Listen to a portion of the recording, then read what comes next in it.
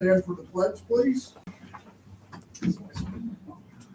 I pledge allegiance to the flag of the United States of America and to the republic for which it stands, one nation, under God, indivisible, with liberty and justice for all.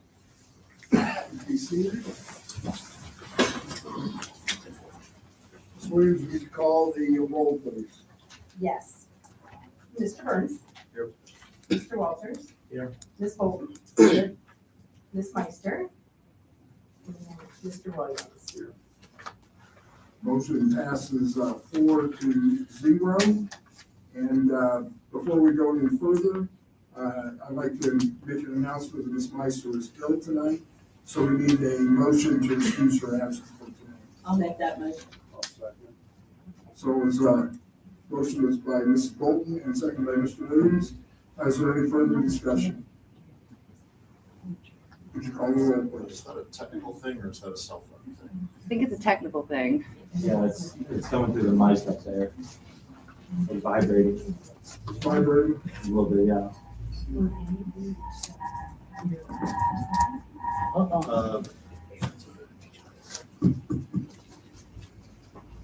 I'm just thinking, which one would be feeding back?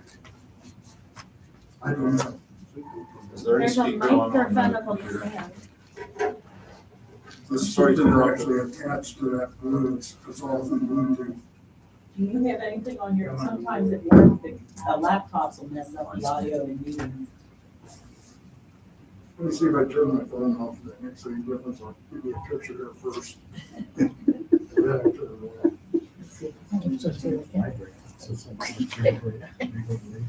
That's what all the kids do.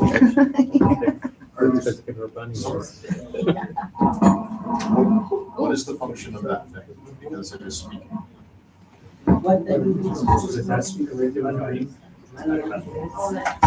Is that still happening out there? This is. That's the speaker that picks up the sound. Well, if you got sound through here, it might be. Yeah, but you got, It's happening back here. It sounds like it's coming from over there.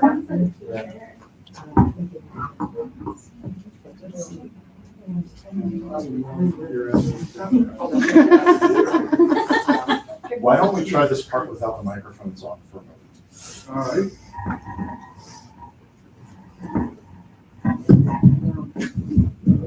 Oh, where's the speaker system? It's up in the ceiling. Yeah. It sounds almost like one of the. Yep. Oh, the top little tile might be right there. I don't know, the tile is on. Well, let's try this without the speakers. We'll figure it out later. Okay, we're going to start off with the swearing in of Well, Shayla. we still need to vote on Jerry. I'm sorry. I'm sorry. That's my fault. I interrupted. Once again, do I have a motion to excuse Ms. Meister's? We've got, yeah, I It's think that's. live. Yeah. Roll call. Call the roll, please. Mr. Burns. Yes. Mr. Walters. Yes. Ms. Bolton. Yes. Mr. Williams. Yes. Shayla, you want to come forward, please?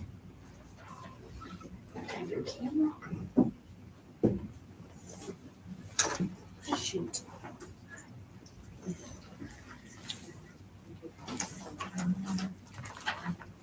And you can just repeat after me. So, I, raise your right hand, please. I I, Shayla Jennings, do solemnly swear do solemnly swear that I shall support the Constitution of the United States that I shall support the Constitution of the United States and the Constitution of the State of Ohio, and the Constitution of the State of Ohio, and that I shall faithfully, honestly, and impartially discharge the duties and that I shall faithfully, honestly, and impartially discharge the duties of the, I'm sorry, of, you handed me the wrong one. Yep, I'm sorry.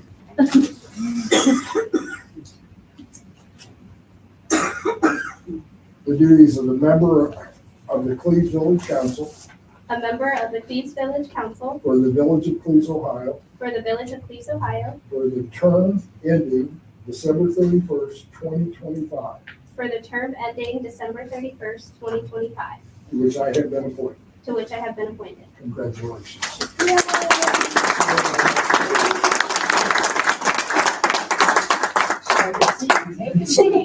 Shayla, can I get a picture real quick? This is dangerous when I don't have my glasses.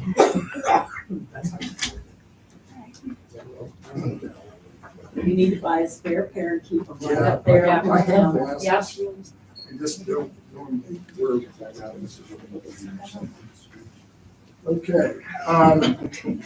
Rob, I'm gonna ask this question. Sir, can we do a motion to put all of the minutes together?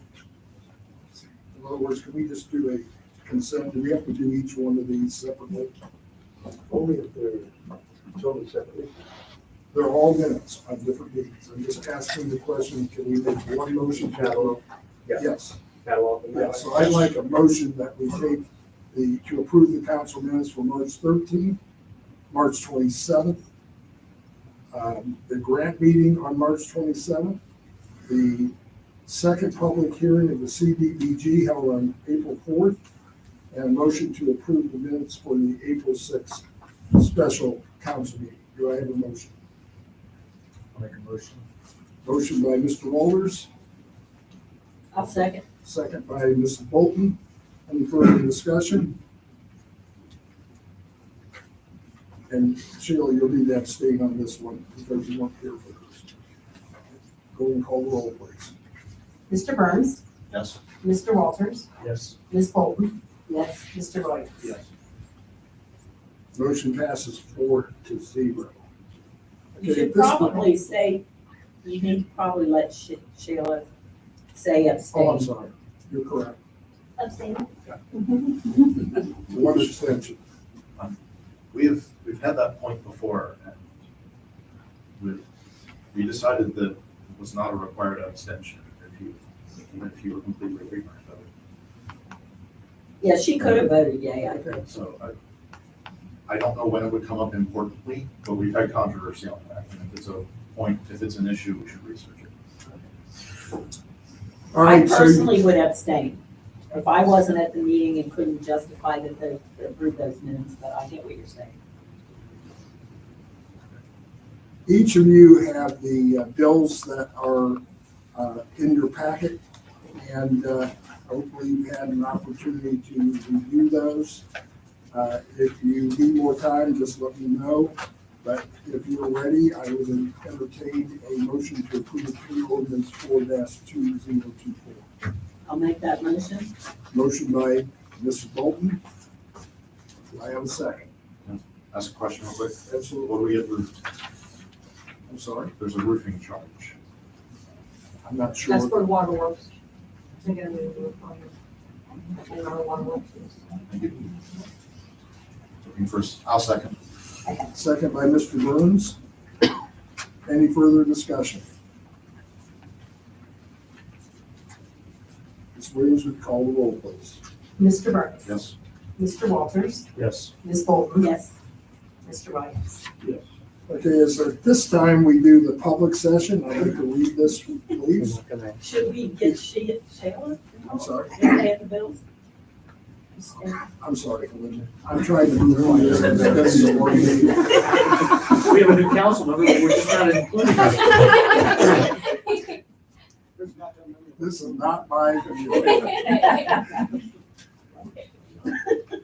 I'm sorry. You'll just nudge me next time.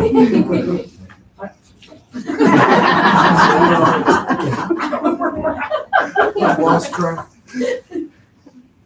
So did we not vote on this yet? Well, no, she just has to mention Shayla. Okay, Yes. Ms. Jones. okay. And then you give me. Now we can go. Motion passes 5-0. All right, so we're getting ready to go to the public session, and I'd just like to read this for a second. The Village of Cleves Council desires its citizens to participate actively in our meetings. Each participant has 5 minutes to speak to their representatives. Speakers must give their names and address. That information will appear in the official minutes. Questions for the council should be directed to the mayor. Before ordinances and most resolutions, the topic will be discussed before it is voted on. Once the motion is on the floor and is seconded, the mayor will ask those in the audience if they have any questions before the members of the council vote on the motion. Citizens will be allowed one comment or question, and the citizen will have 1 minute to address the council. And that is just on a motion or a resolution.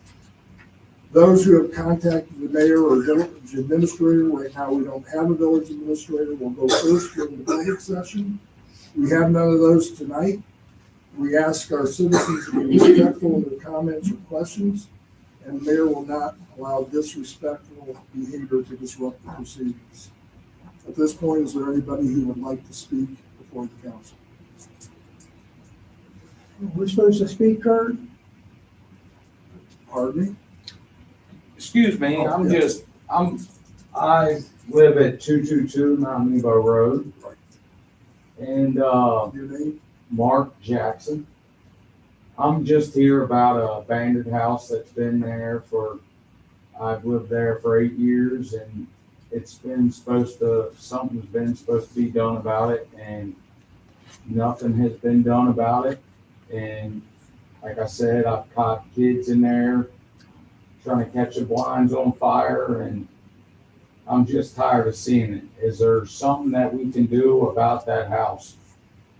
Well, I think I'm well aware of the house you referred to. Exactly. Because I was sitting out in the audience a year or maybe 2 years ago when you came here. And I do know they tried to locate the owner of that house, and they've not been successful. I do know also a zoning official has been inside the house along with the police because of, and health department, because of the issues inside of the house. And then for those that are present, there's raccoons that habitate the place, other animals.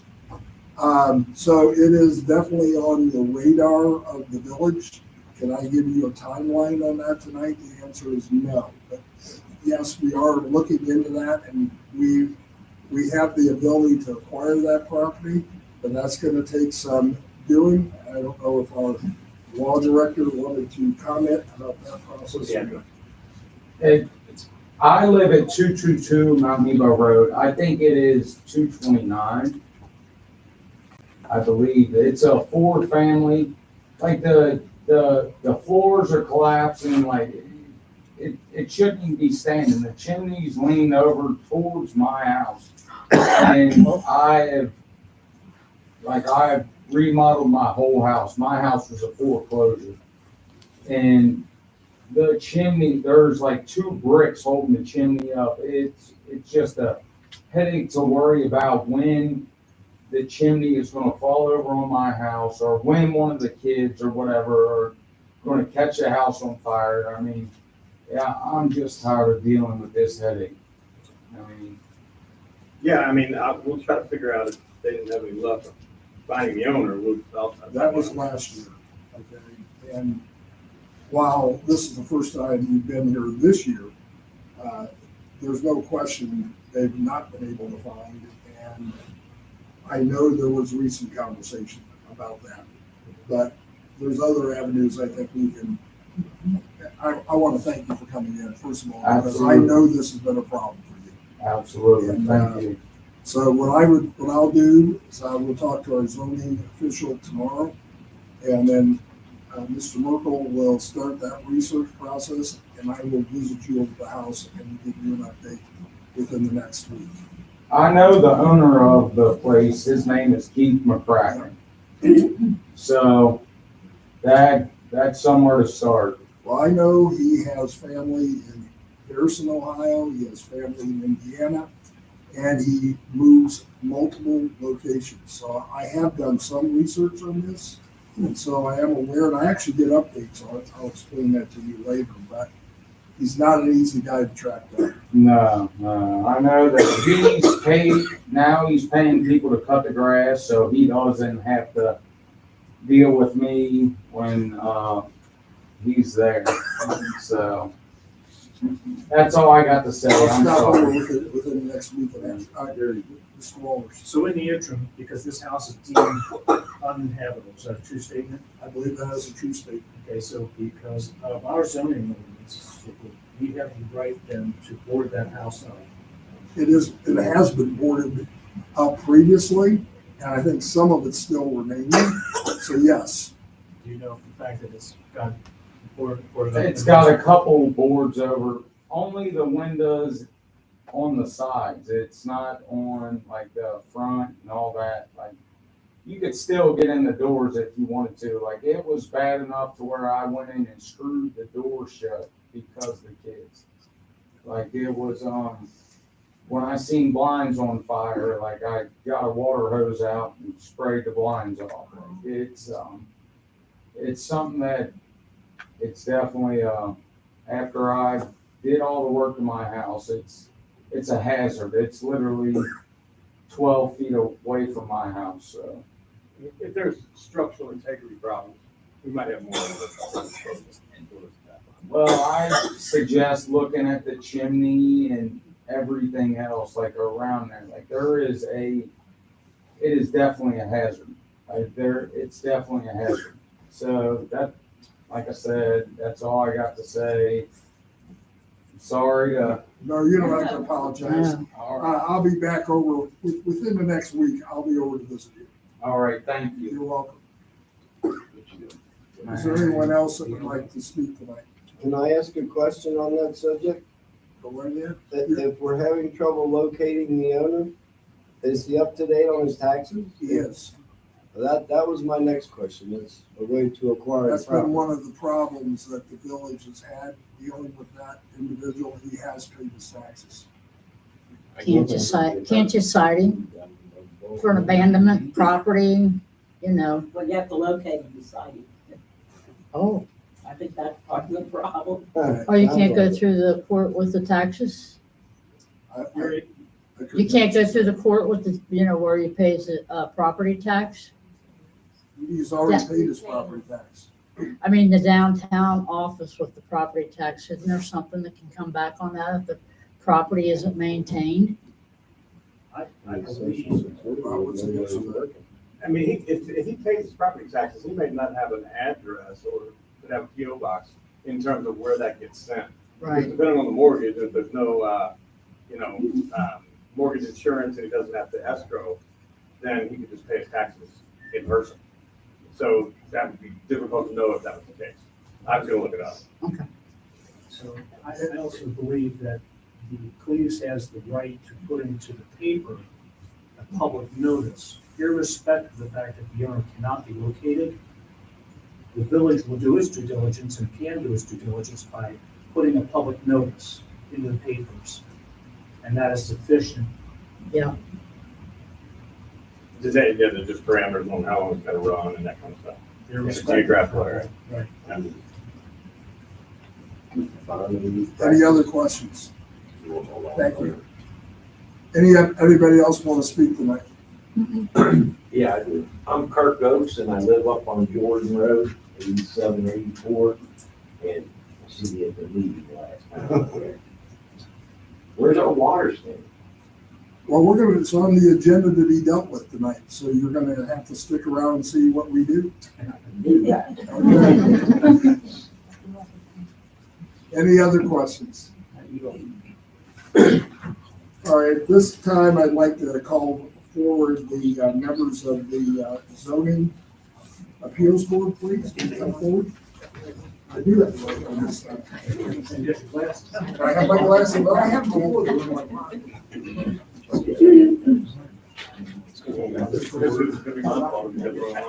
Guys, we're gonna do this as a group.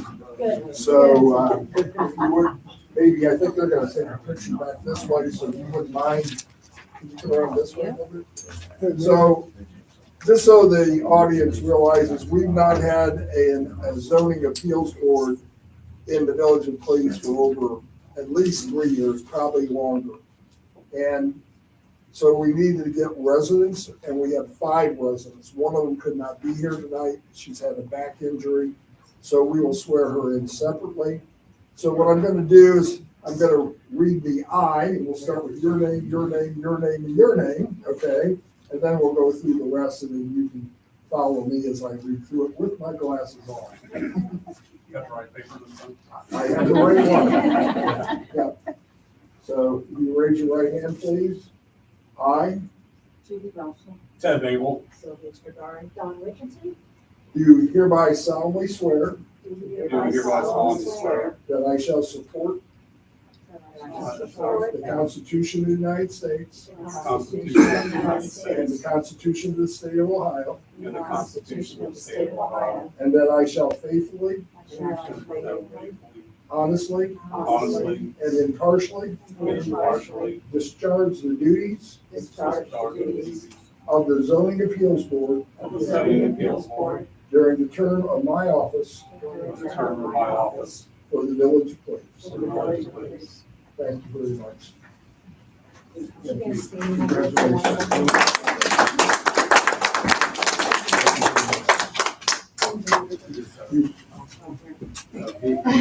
gets that paper.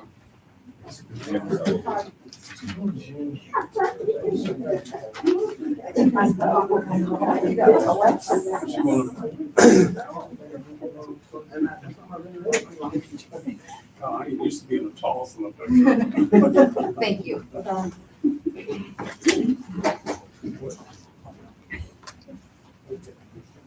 Yes.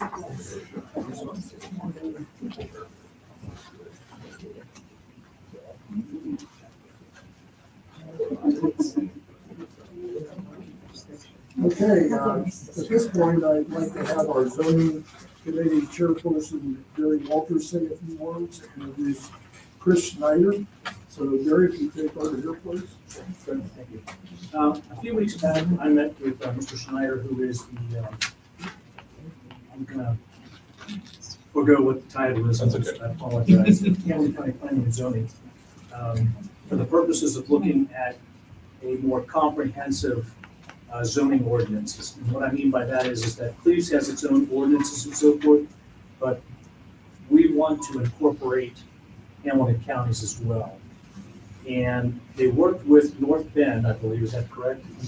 To do a comprehensive gap analysis, and that was to isolate and identify in their ordinances what was lacking and mirror Hamilton County. So they've offered to do the same for Cleves and do that gap analysis, which takes about a year or thereabouts.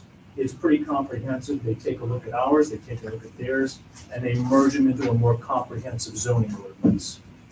And I think that's gonna be ideal, obviously on the heels of the zoning and appeals board. That, make Cleves ordinances more all-encompassing. And I invited Mr. Schneider to come this evening to talk briefly about that. So, Sure. if you'd like to step up. Yeah, doesn't matter where I stay.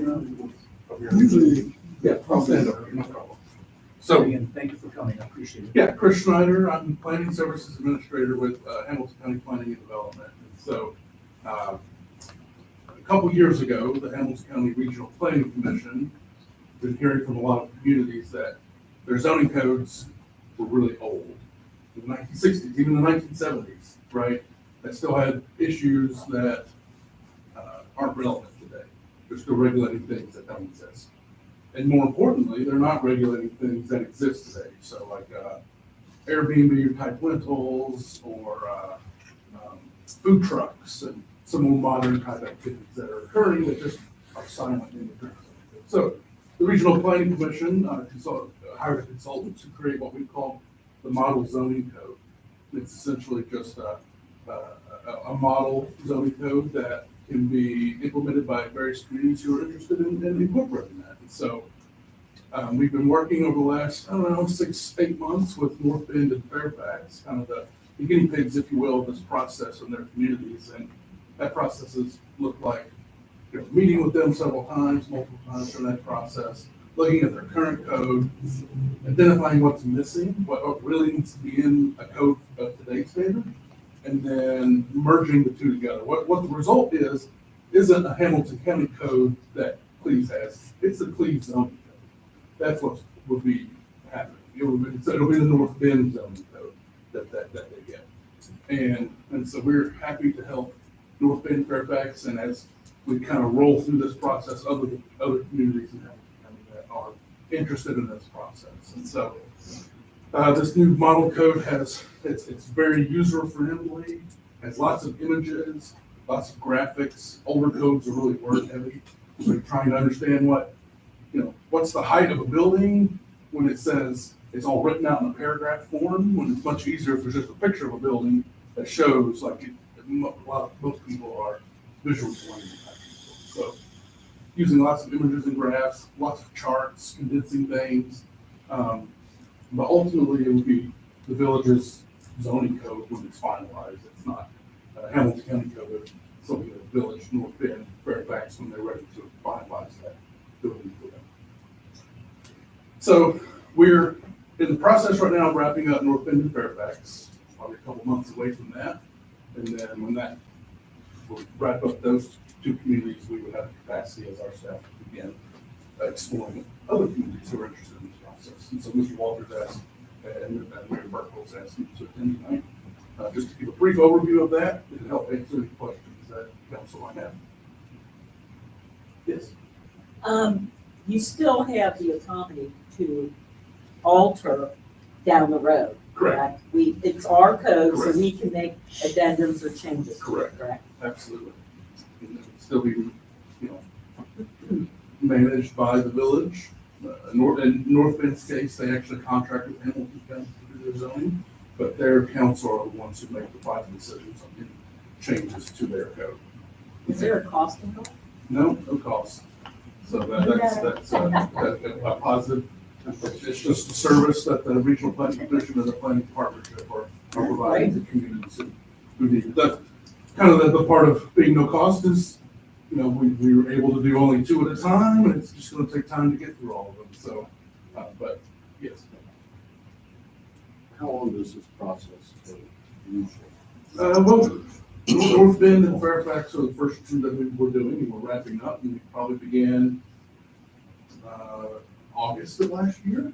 So it's taken them about 8 months to really go through the entire process. We figured out what we're doing through this process, so it might not take quite that long because we're Learning as you go. yeah, exactly. Working on the kinks, we have our staff the zoning officials at Hamilton County are currently going word by word through the model to make sure that what are the unintended consequences of what is the code, right? We don't want to do something that's not good, so just double check. So by the time we get done with these communities, that process will be done. So hopefully it'll be much more smooth and easy for future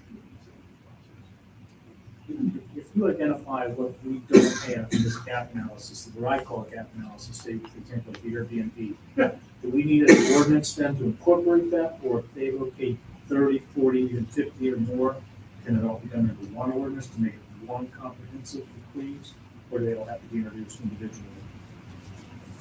I think you would adopt a whole new code that they put together. Yeah, so Village of Cleves. I don't know the details on the ORC requirements on how a zoning code is adopted because we haven't quite gotten there yet with one of these things.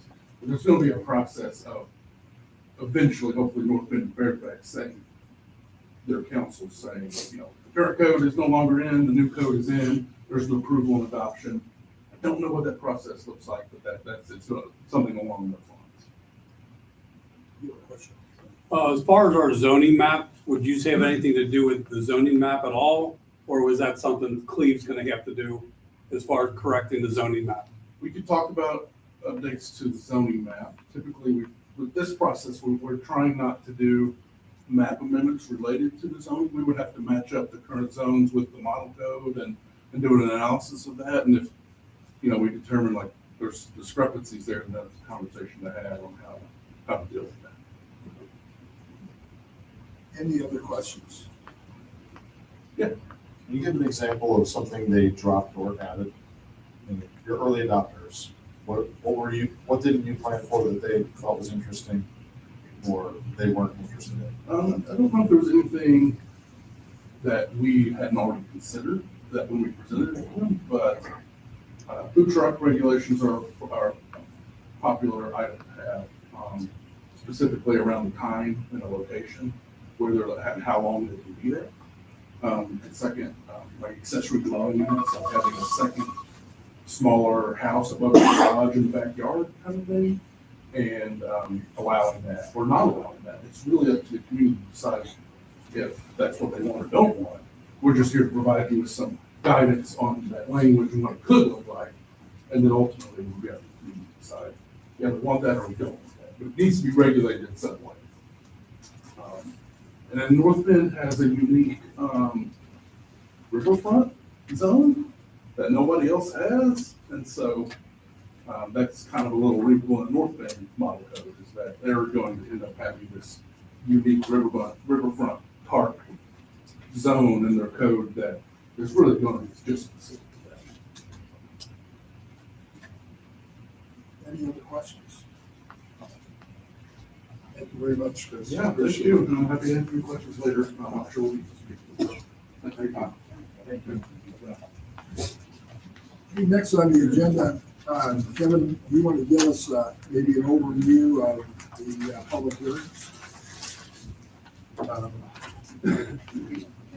Yes, I feel like I'm summarizing the same thing a few times. I'm tempted to experiment with this, but I will quickly abandon it if it starts working. So how about that? All right. It may be a problem that there's multiple on at a time. I don't know.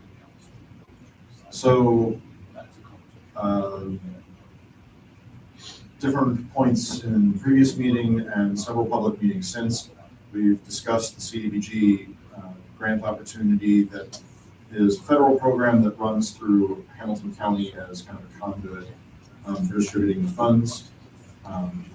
They published the rules for application for this cycle in a very crunched timeline, and we have responded to that with getting our meetings in on their timetable or as permitted in their timetable. The CDBG grant it's a housing and urban development grant. It's intended to improve communities through housing stock or community assets. It can be used in low-income areas, and as defined by the Census Bureau, and it can also be applied to parks. In Cleves, it can only apply to the communities west of Route 50 if it weren't going to be in a park. Most of our discussions have focused on improvements to the park. In our two public meetings, first was to solicit raw public input. We collected ideas from the attendees and also presented ideas that the Parks Committee and other members of council have developed through the near past. Community feedback seemed to center around about three things. One was sidewalk improvements leading into the park on Lower River Road. Some were for shelters in the new playground area, and some were for ADA equipment. Some of those are priorities that were already shared by the Parks Committee, and I then explained several other things that could be done, including was actually mentioned by the community, but sports facilities improvements, walking paths, installations of new fields or facilities, and ultimately we took a straw poll from council about what the priorities ought to be, because in our next meeting we're obligated to tell the community roughly what our plan of action is. And council identified a shelter, the sidewalk idea from Lower Miami River Road, and ADA compliant, that is ADA compliant installations for the playground with a focus on wheelchair accessible features as the priorities. We then expanded upon that in the second meeting, and we are currently behind the scenes kicking around the plausibility of of each of those ideas, given the likely budgetary constraints of the grant, which is about 50,000. That may be expanded upwards based on how many people apply, how many communities apply, but it's a big unknown. The principal feature of our plans, which are due April 30th with the grant application, are that we have to intend to actually build the thing. It's a shovel-ready projects kind of grant. So we will be working on those features. Sorry, there was one refinement in the time since. We had already had other plans for sidewalk installation on that stretch of road in coordination with road improvements. So council deprioritized that concept. But we're still trying to figure out the best way to apply for a shelter and wheelchair accessible equipment that we can actually afford to put into this grant or supplement with other funds that we have. There is no final draft of that from our consultants, but the idea will have to be well formed by April 23rd, which is when the consultants who will be writing the grant, that's JMA, they need that at least 1 week to actually formulate the text and images of it. That is what's going on and what we have done in our previous 2 meetings for that purpose. Any questions from council? Any questions from the audience? If you still have input that you want to provide, you still have an opportunity to do that. You can email me at our website. And also, I'm sure Mr. Burns would entertain any suggestions that you would have also. But it's been a lot of work that he's put into that, and the council spent a lot of time on trying to do this the right way, and hopefully we'll get the larger amount, because we have good use for it in our parks. That brings us on to our next issue, and where's Daniel Gilligan? If you come up here to the podium for a second. I want to make everybody aware, if you are not aware, our former village administrator, Mr. Rahal, operated the parks for a number of years. And one of the things he asked me to do right after he decided to retire was to hire a parks manager. And his recommendation to me was Daniel Gilligan. And I proceeded to interview him, spent a lot of time with listening to his ideas about the park. I know he's invested in it. He's worked for us in the past. If you haven't noticed the painting of the curbs that are happening already, he's been out doing that. I actually got called at the ball game the other night wanting to know who the guy was working at 7:30 at night. There's a lot of responsibility to running that park. And he and I spent a great deal of time talking about some of the issues that they've had in the past involving when they have bigger crowds. And so I think he has some really good ideas on how to address that. I think he also has some good ideas on how to bring more activity into our park. And I don't know if you want to talk about the one you were talking about as far as the spring of the year, but maybe you could give our council an idea of the leagues that you're going to be contacted for the spring, and maybe they'll have some reaction to that too.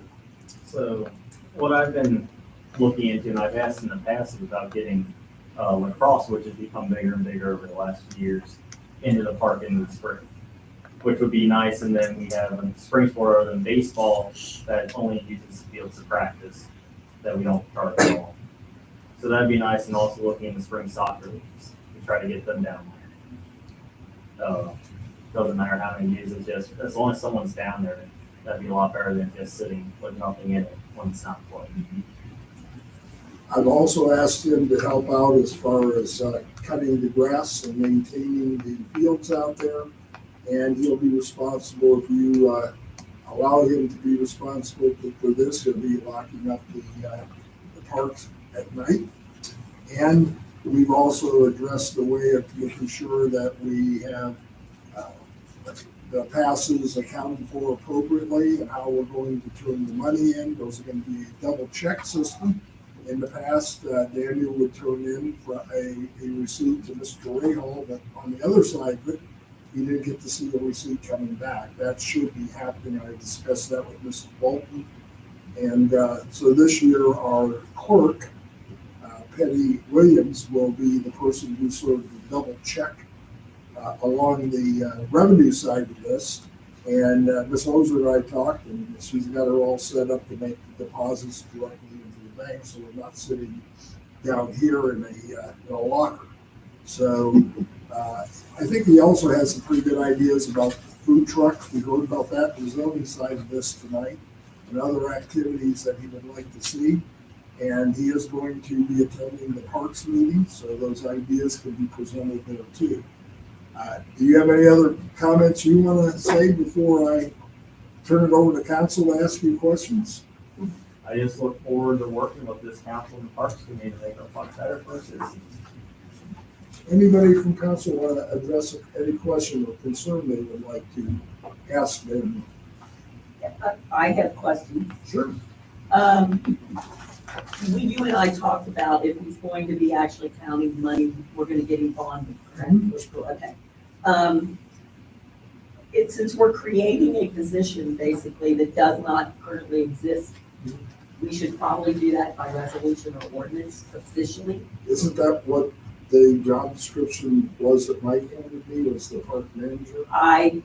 He was the park manager. Did he give you something? He actually did. Were you the park manager last year? Ray Hall called me his quote-unquote park coordinator, but I just counted the money at the end of the day and told him when people were working. He did the rest of it. Yeah, that's, I'm just wondering if, I don't want to hold anything up, because he was definitely an employee last year, so he worked for us in this capacity of some sort last year. You want to increase what he did last year and add duties and responsibilities, so I don't want to hold anything up, but I would like Rob to weigh in on whether he thinks we should have some kind of an ordinance officially creating the position, not the old administrator thinking he had a park coordinator. You can. And establishing a rate. You can. You might want to do it by resolution, so that it's not carried forever. I mean, if you want to change it. A resolution to do that. With an ordinance, you gotta enact another ordinance of repeal or repeal the current one, things like that. Well, I don't want to hold anything else up you were planning to do, but we can make things official, so to speak. And I'm not opposed to that. In fact, Linda, I think you and I talked about the fact there was almost too much freedom to do whatever the administrator wanted to do. For those that are not aware out in the audience, that when you have a village administrator, most of the time, I don't know that the council ever knew who was being hired or at what rate. That pretty much was in his area or domain. Personally, I don't think if we go forward with a village administrator, you gotta just leave it that way. You can say to the village administrator or the mayor, I want to see who you're hiring. I want to know how much you're offering them to be paid. I think that's a very legitimate comment, Linda, that you're making. I'm certainly not opposed to doing what you're talking about. I think what would be smart about it is if you could identify who that person reports to. And that way it kind of stays intact. You can't have someone come in and say, well, I don't do that, or I don't do that. I just think it would make more sense because you are creating a new position. And I agree with you. And the one thing that Rob and I talked about at the time was whether we needed to post for this position. We were looking more of it as being a promotion.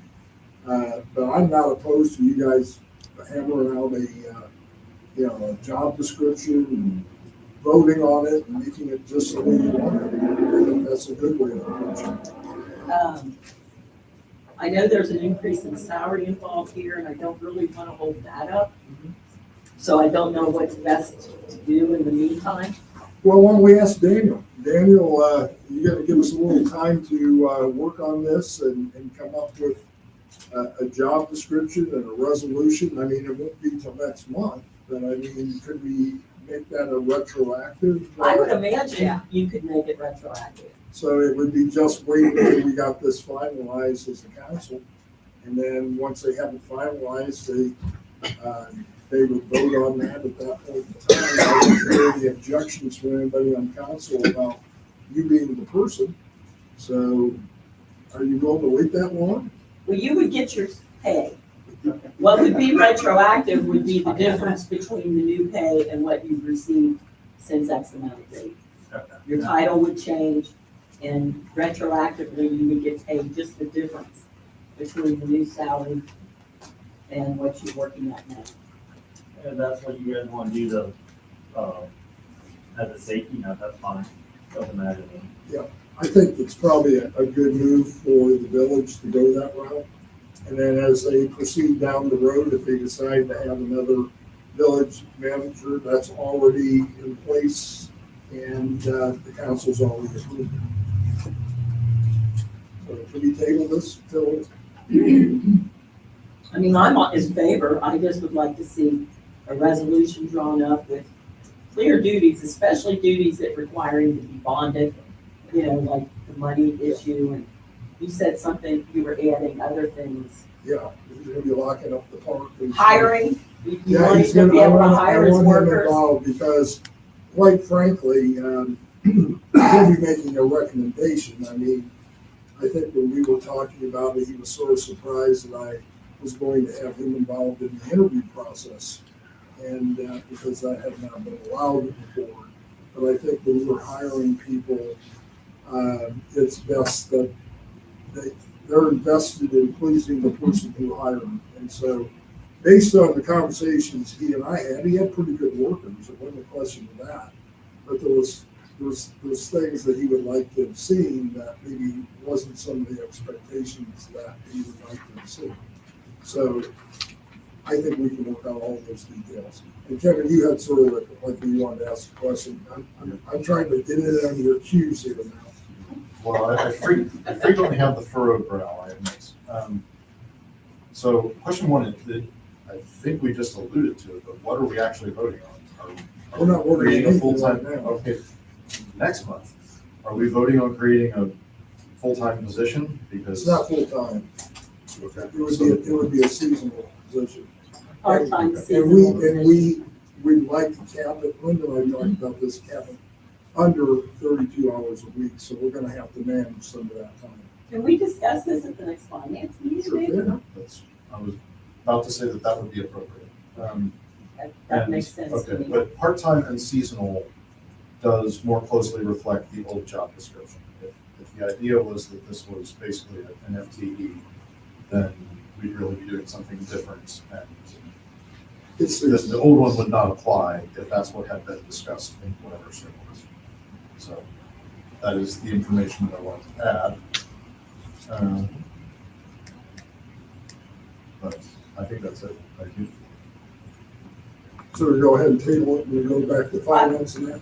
I would like to just have an ordinance, a resolution prepared. Not a problem. Daniel, thank you very much for coming tonight. Well, We'll get you a nice moment next time. You want me back next one? yeah, I think you ought to come back. Okay. I'm I'll sorry. be back. I'm sorry.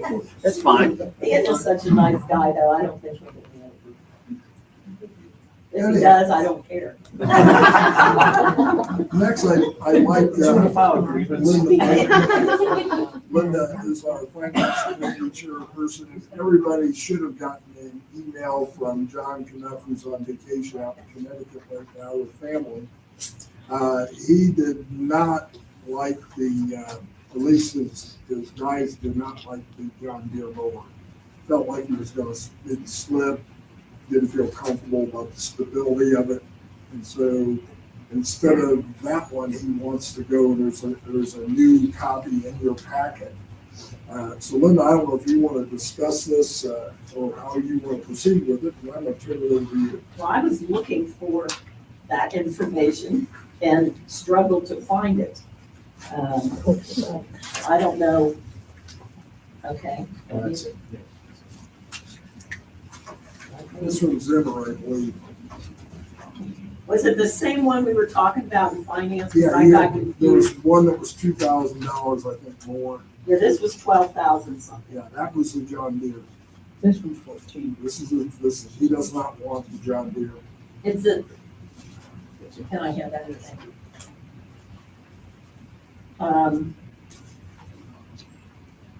So this one was a little more than what we had originally talked about. Yeah, he actually they brought a demo out on the John Deere, so this one's exactly like what they got. They're gonna be trading in, the old mower, so that there was actually an auction. And we usually make more money in the auction than we do if you just trade it in, so that's what the plan is. Okay, because he mentioned that they had it on loan. Yeah, that's the demo, that was the John Deere. Okay. I thought, okay. Yeah, I mean, we discussed it and it was brought to finance that we would be using TIF funds for this zero-turn lawnmower. And it would be used wherever the maintenance department needed to use it. And they need one. So, finance committee at the time supported taking this to council.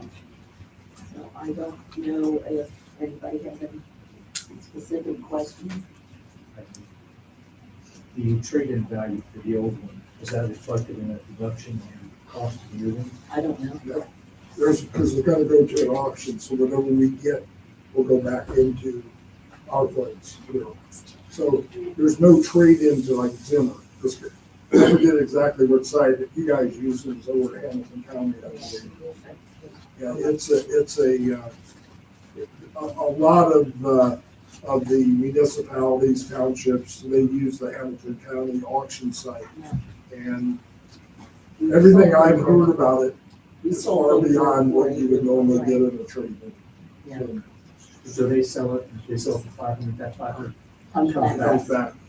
Okay, so it doesn't really come off of this, it's just, it's like. It's coming back. Because it's not Zimmer selling it. I So I would like to make a motion that we purchase this Skag That's what it's called. zero turn, 62-inch velocity deck mower for the cost of $14,054, and TIF funding will be used. Do you have a second? I'm sorry, I do need to ask one more question. Did we competitively bid this? John's the one who went out and got the bids. I'm not sure it reaches the level of where you have to bid this out. But I think from the standpoint of what he normally does is he goes out and tries to find the best price he can find. And so if you're looking for a formal bid process, do we publicize it and things like that? The answer is no. Is there any warranty on this? I believe there is, but I can't answer you what that is. John would have been head banker. Do you want me to see if I can contact him to find out? I would assume there would. I think the X marks and the Skag is at $500. Oh, I know the X mark definitely does, the Skag, right there. So it's an hour's warranty? Yeah. How many Yeah, hours? Because it's used enough. It's got an hour cap on it. Correct. What I would ask is, do we have reason to believe John is confident that this mower does not have the same deficit that the John Deere does? Well, there's definitely a difference in size and balance. Because I looked at both of them, because when I went over there, John was not there when I went there, but the Norm, he told me right out, he didn't like it, didn't think it was a very good mower. He wanted one that was like this because he felt safer on it. So if you were to put it side by side, you just have a newer model. So it's almost identical to the one that they currently have. But the answer is that we can wait on this too. It's not something critically that has to happen. Well, we're entering into the season of cutting grass. How old is the old one? Well, he said it's on his last leg. So John said if it lasts a year, that's about all we're going to get on this one. It's, they start breaking down and you got to do repairs on it. So I don't think it's anything that has to be done tonight, but I know it needs to be done soon. Well, council meets once a month. I don't know if this warrants delaying the purchase of this lawnmower for another month. That's my personal feeling. We can always take a vote, and if someone feels uncomfortable, they can vote no. Otherwise, we can bring it back. I made the motion. And then there was another question, so it was not seconded. I might have interrupted the second motion for the second. I'll second that motion. So now there's a second, so a second by Mr. Walters. Are there any other questions or discussion? Out in the public, do you have any questions or comments before they vote? I got one. Yes. Go ahead. Do they have to go with a mower, or can't we kind of upgrade that to the tractor that has a mowing deck that would be suitable for the long They run? already got that. I I think they used to have a tractor with a mowing deck. That's They what do. they had the park with. They do. This is for a zero turn. This is for like alongside the streets and in areas where they've got trees. less, yes, Okay, okay. yes. All right, gotcha. Any other questions from the public? Mr. Williams, we call the roll, please. Mr. Burns, Yes. Mr. Walters, Yes. Ms. Bolton, Yes. Mr. Williams, Yes. Ms. Jennings. Yes. Motion passes 5-0. All right, next one's my area. Excuse me, and Mr. Brett, I know you're back there somewhere. So I'll make a few comments. If you want to also make some comments to the council, I would entertain that also. But just to give you some background, the gentlemen that are in the back here live on Jordan Road. And they have been attending the Miami Township trustee meetings, I know, for at least 3 years. And they've had questions, and they're not the only ones on Jordan Road that had questions about the issue involving potable water. And if I understand things correctly, I believe there's been some contamination of the well waters and things like that. So they don't have that in their homes. I sat there and I watched that long before I ever decided to run for mayor. Dan Blanton has been working diligently to try to get something to help out the residents on Jordan Road, not only in the area of potable water, but also for fire protection. To me, it's a moral and ethical right to have water that you can drink in your home. It's also a moral and ethical right that you shouldn't have to rely on a pumping truck to fight a fire. I don't remember your name, sir, but I do remember you talking about the fact that you felt like your property values actually were diminished because of the fact that those water lines and things have not been in place. And so there was a lot of discussion right after the start after I got elected. We had a meeting. Mr. Brett was present for that. Mr. Radall was present for it with Dan Blanton. And we discussed putting back in a pumping station down at the maintenance. And I went out with Jack Riniger, and I went out with the safety director, Jim Hughes, correct. And we took a look at a way to not have to move our recycling, because the old one, if you're going to go back to the old station, you have to do that. There was a problem where the pipe came out where the gas tank is located. So the Miami Township trustees are going to pay for the entire cost of the installation. So this is not going to cost the village of Cleves a penny. What's going to happen is that there's going to be, and actually it was set by their attorney, not us, as far as operating hours. There's going to be a card reader, so when they go purchase water, Cleves Water Works will be paid. I think there was a point in time historically where it was an honor system, and the village felt, at least Cleves Water, felt like they weren't being paid appropriately. Then I think at one point in time, the Cleves Water hired a person to sit out there and take money. Yes, And I we were- remember that. And we were paying money to sell water.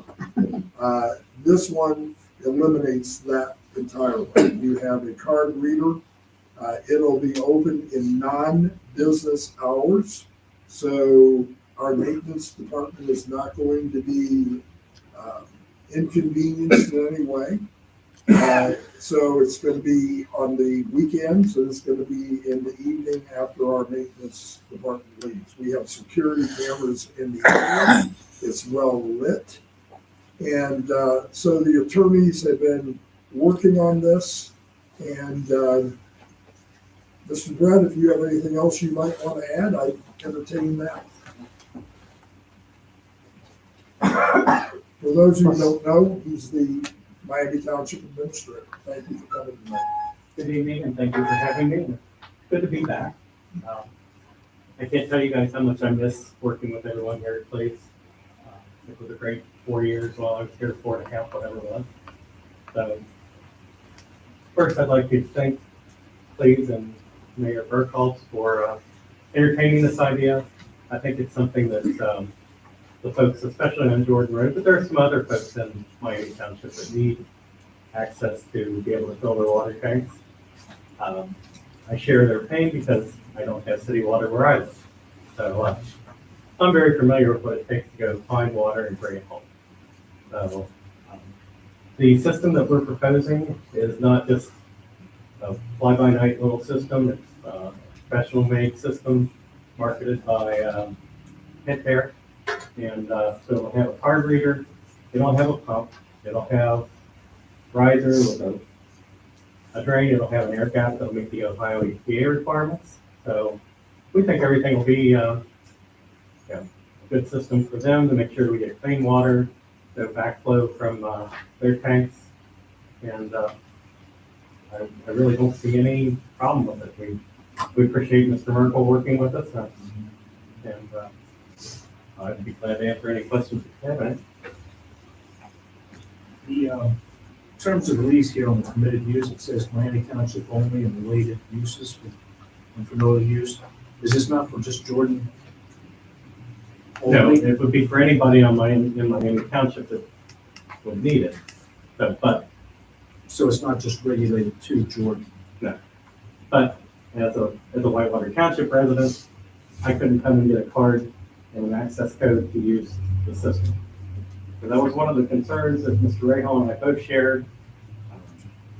If we opened it to everybody, you could end up with lines of people there, because undoubtedly it always seemed to happen to me. You'd go to get water and it would be like there could have been nobody there for 4 hours beforehand. You get there and there's a line. And we didn't want people backed up onto the road. We didn't want to cause any traffic problems. We didn't want people going to the post office and blocking up their driveway. So we felt like this was the best way to protect everybody, and it's not meant to serve the general public. It's meant to serve Miami Township residents, and of course, if there's someone from Cleves, that would be a major part of Miami Township, that would be included as well. So they would register somewhere and receive some kind of a code? Yeah, they would have to have. Is that at your building or is that That would be at our Waterworks? building. So, and after that, we'll work with Cindy on getting the access to the credit card reader. Actually, when we first started looking at that, I went back to the credit card company that you use because I'm familiar with them. And that's who I would have used if we were collecting and paying you. So, a lot cleaner this way because all the money goes straight to you, so you don't have to worry about it. Is the system protected enough that somebody isn't, a car can't bang into So we'll it? have to put some ballards in to protect it. So ideally, we'll probably have to run a separate electric service for it because I think John only had 100 amps in that building. So he's probably at the very minimum of what he can have for his equipment, so we'll probably have to do that. So we actually bought a pole in anticipation of this happening sooner, so that part's fine. I don't know what the lead time is on the equipment. But, the sooner the better. These folks have been waiting a long time. And, you know, they may want to have a little ribbon cutting down there on their own when they get their first load of water, and we'd be happy to see them do that. I also noticed that you're not allowing any commercial water hauling. That was a big concern, especially because of the traffic into the maintenance area. We had a commercial water hauler who offered to share in the cost of the system if he could use it. And then it became, how do you limit that? So that's why we limited it to just residents of the township and their commercial haulers. Is there a limit on the number of gallons that you get per visit, or is it just? No, wouldn't be a limit to the number, but you know, most people are going to have.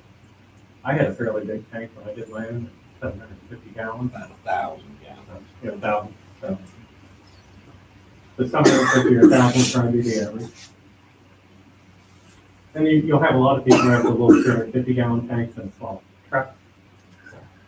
So, if you don't have teenage daughters at home, you can get by with that. I haven't bought water at my place since my daughter moved out. Is there a way to make sure though that somebody doesn't sneak in and operate and sell the water? I mean, I guess there's no way to protect from that. Probably not, but it would take somebody. You would start to notice how much they were getting the water. Yeah, because we'll be able to track that. Okay, So, all right. See, that's what happened before with Cleves running. These tankers were coming in. What, you think they were putting $100 bills in there?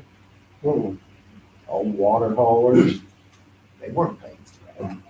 Well, So some of them actually went up to the waterworks and paid up with the waterworks bill.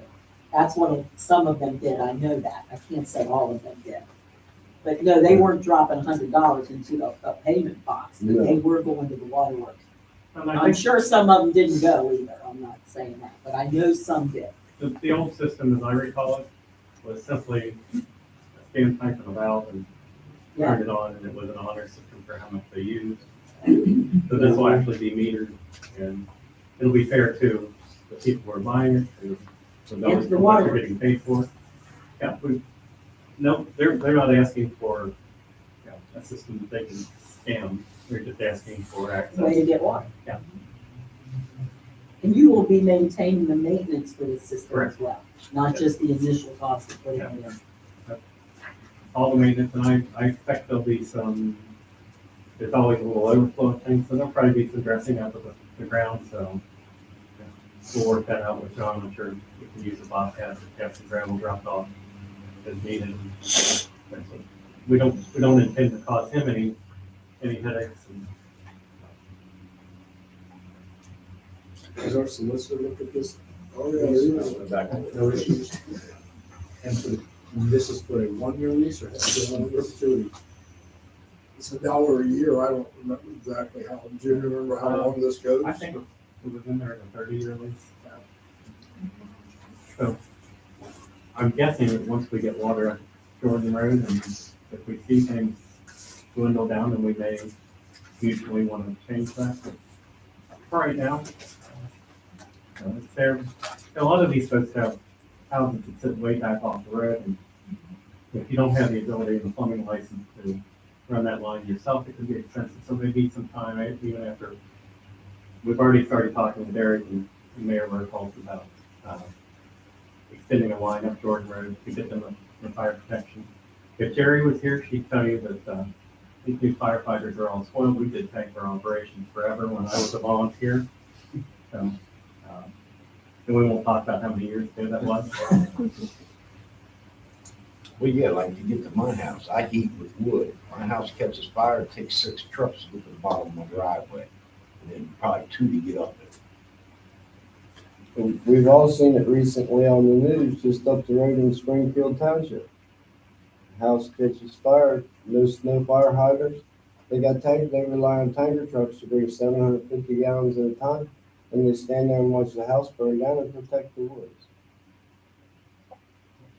I'm just I'm just asking for the same protection that all the rest of you in this room have. We pay the same amount of tax They do a rate, good job with their water. the whole 9 yards. I would just like the same opportunities as safety. Again, You know, the fire I mean, department trains for that, they're very good at it, and, but it's always better to have hydrants. Much easier on them, a lot less equipment required to put the fire out. Jim, what's the footprint of this installation? Is it just a pipe that sticks out of the ground? No, so it'll be about a 4 foot wide by 20 foot long main pump station. And then somewhere near there, that can sit off to the side. They can come in and do their card reader there. The card reader will be covered. It's the same with steel, I think, enclosure. So it'll be all factory made. It won't be anything cobbled together that looks bad. But the riser and the standpipe can go anywhere near there. So we'll be able to put that off to the side out of John's way. We'll put the standpipe wherever John and Miller decide. And so we want to make sure that this is as unobtrusive to the service department as possible. Well, can you, I hesitate to try to connect to the TV, but do we know where this is going on that property? Because what I see is the surrounding area seems to be a private property with a fondness for excavators. It looks like our property doesn't go very deep into that. I think there's gravel lots to the north. The sandpipe would go somewhere near where it used to be in the, that doesn't help. Oh, it's right by the wall. You're not old enough. It's in between the maintenance building and the recycle bins, correct? in front of the fuel pump. They used to pull in the gravel in front of the recycle bins to get the water. So now they'll be pulling in the maintenance lot. Right on concrete, so. Yeah, yeah. But can they access it the other way? This is Okay. presumably ours. So it's back in this corner behind those. I don't know if the picture doesn't show the diesel tank. Right. So it'll be kind of tucked in behind that, the current proposal, but, it can go wherever, John. Basically in line with that structure. There's a small wall between here. And it used to be right up against the wall. Part of that may be what we find when we take the old one out. Was it like a retaining wall? Yeah. Some kind, yeah. I remember it. It's a line. Our park workers worked it when we had people man. Is there forever?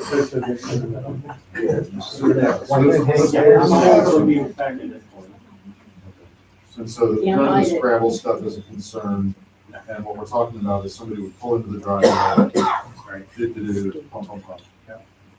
Pull into the driveway So wherever. pull in, back out. They could pull in, turn around, they could back in, back out. And some people will come with a small trailer. Some people will have a truck, and a trailer or truck. Well, he's got both. Sometimes I use trailers, sometimes I don't. I did the same thing. So. But whatever equipment's coming into here, it's pull in, pull out. Yeah. There's not logistical concerns about turning or. No, we think there's plenty of room there for that.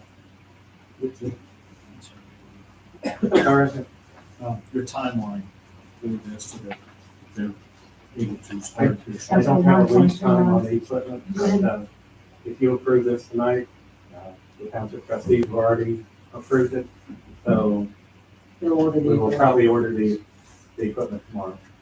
Assuming I can get a purchase order.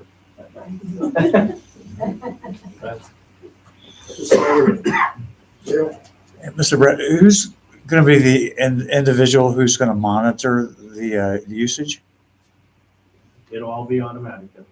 No, if you said earlier that somebody would be watching to see if there was an inordinate amount of usage by somebody, and Oh, well, Cindy will see that based on the flows, and we will have through the key card code that they would have to enter for their use. somebody will review that though, Yeah. right? Yeah. And that would be Cindy? Township, right? Well, what should we just tell them? It'll be Kim Day because we fluff all that stuff off on our office manager.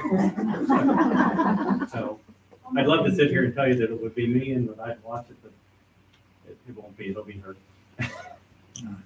The township employee. Yeah. Yes.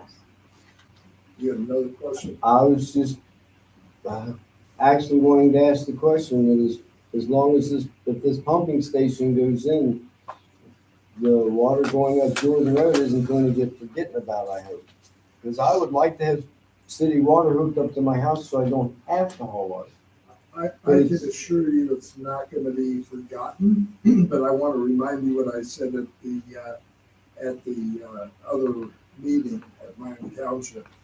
The water department is separate from the village of Cleves. And I've already met with Mohammed Islam, which is the same individual that Dan Blatton met with. Mr. Merkel right now is sort of the acting village administrator. He's supervising the water department. And I told Mr. Blatton they have to move. They want to get this discussion going. They probably need to get it going now. The biggest problem, from what I understand there, is just the cost factor. And I'll say this to the council, because I asked this question specifically, whether or not Mohammed Islam felt that Cleves was, water I'm talking about now, not the village, was charging too much money and to almost make it cost prohibitive. Excuse me. Now, he doesn't live in Miami Township, okay, but he deals with this water issue for Hamilton County. He said there's no doubt it was overpriced by Cleves. He said, but the only way you're going to prove it to them is to do some type of a study. I don't know what that study entails, but I know that's not one I'm going to get directly involved in from the standpoint of what type of study. But I'm going to go back to the same thing I said earlier. I believe there's a moral right to have fire protection. And sometimes you do things because it's the right thing to do. Maybe you don't like it, but it's the right thing to do. And we look at each other as Miami Township Cleves. We're all Miami Township. Every one of us in here are Miami Township residents. Every single one. Every one of us has a family. And one of the problems I believe that this area has been being too territorial. We have regional problems we're going to have to address, and they're all going to be costly. Some things we're going to win on, some things we're going to lose on. So if it were up to me, I'd say let's get going on it now. Okay? Miami Township's paying the cost. Okay? It isn't going to be the village of Cleves. Paying the cost to Of the set the water lines the and stuff. installation and everything. But then why are the residents asking Cleves if Miami Township is responsible? no, because that water line has to be moved from its current location along East Miami River Road. And for whatever, I haven't been part of those discussions, but for whatever reason, there's been resistance on the cost. And I think Miami Township has to be prudent too. Just to give you an idea, over on Buffalo Ridge, the township trustees paid $1 million to put in water lines for fire protection. And that was with Cincinnati Water Works, if I'm not mistaken. And there were very few residents that tapped into those water lines, okay, because they didn't want to pay the cost. The assessment on their taxes. Right? Yeah. So, but that's not why they want water. They want water to make sure they have fire hydrants and they can actually fight a fire to protect their families. And, you know, it's Cleves Water handles a lot more than just the village of Cleves. I mean, they go all the way to the Indiana border. And so we're providing water, and yeah, they want to make a profit off of it. That's no question. They're not going to gain a lot of customers for doing this, but they're not really funding the cost. Miami Township trustees will be funding the cost. So this has to be worked out somehow. Well, and just one more thing I'd like to say. We all know City of Cincinnati water stops at the top of the hill. those of us who are from around here. But not only does that happen, from the bottom off of East Miami, the first driveway you go up, they've got Cleves water. The next driveway you go up to the left, they've got Cleves water. Why are the ones of us in the middle left out? This is totally unreasonable, unfair. It has something to do with Cincinnati Waterworks and Cleves Waterworks and boundary lines. The biggest argument I keep Mohammed hearing, Islam has worked that all out. That stuff's already been resolved. the biggest That's not argument, an issue for us to try to determine today. No, that's gonna be, No. no, it's not for us to Okay. determine at all, quite frankly. Right, I mean, it's, yeah. Yeah, it's just that some decision down the road is gonna have to be made, and it is probably going to require at least the council being aware of some of the decisions, okay? And, we really don't have control over Cleves water. But I think from the standpoint of, I guess I call it moral suasion, people, if they're aware of the issue, generally do the right thing. And I don't think anybody's gonna argue on this council that you don't have a right to having fire protection. So we gotta get beyond the profit motive at some point and do the right thing. So, but all I can tell you is they're working on it, and I've talked to Dan. Now's the time to get moving on it.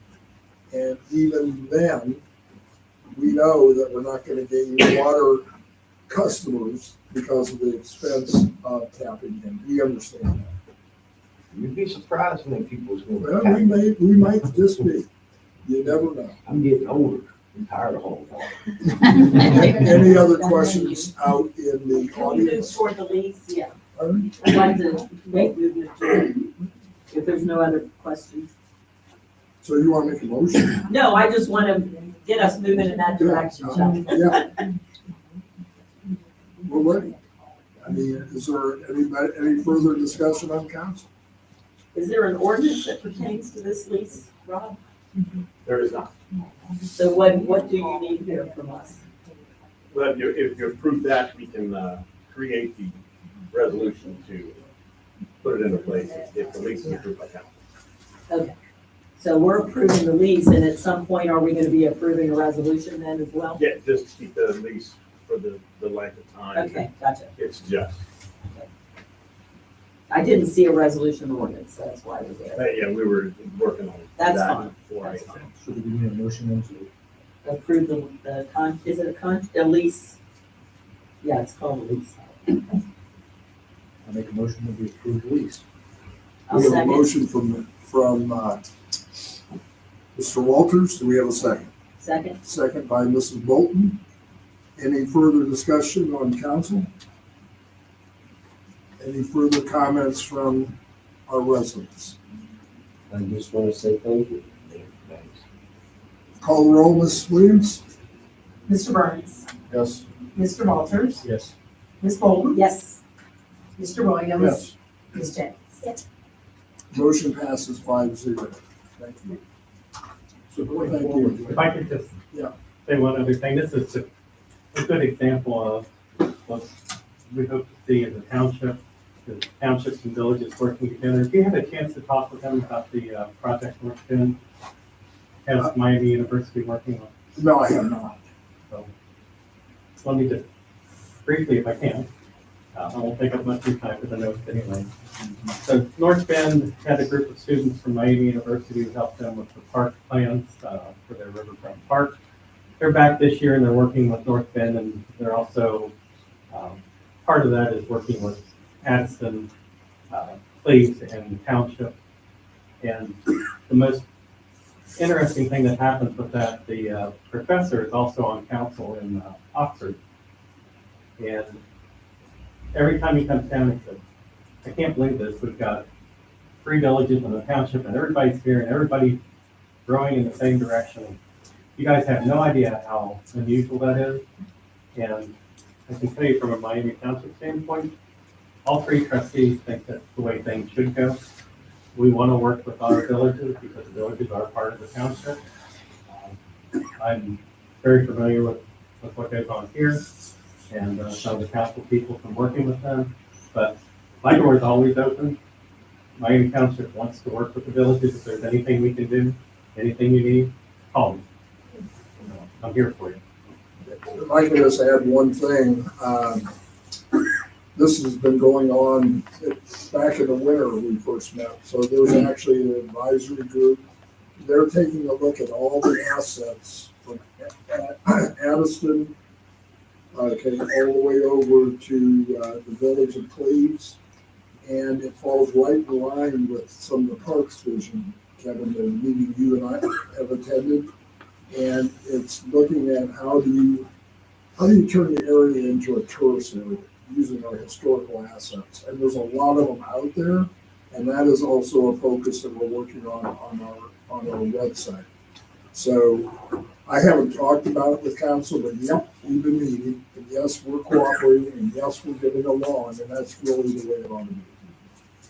That's what we all should be working on. Thank you very much for the time. Jim, so now that you've got the lease approved, can you provide us with a timeline so that we can kind of publish that as far as allowing to see people that says, hey, it got approved here, we can expect to see certain things by this timeline, by this date, and kind of keep a. Once I get a lead time on the equipment, we already had a couple people give us prices to install some different equipment. So while we're waiting on the equipment, we'll be contacting the contractors. There'll be somebody that ideally has worked here in the village before. And so won't be anybody new, so we'll get surprised. John will be used to them, Eric will be used to them. Thank you. Very much. Thank you. Good night.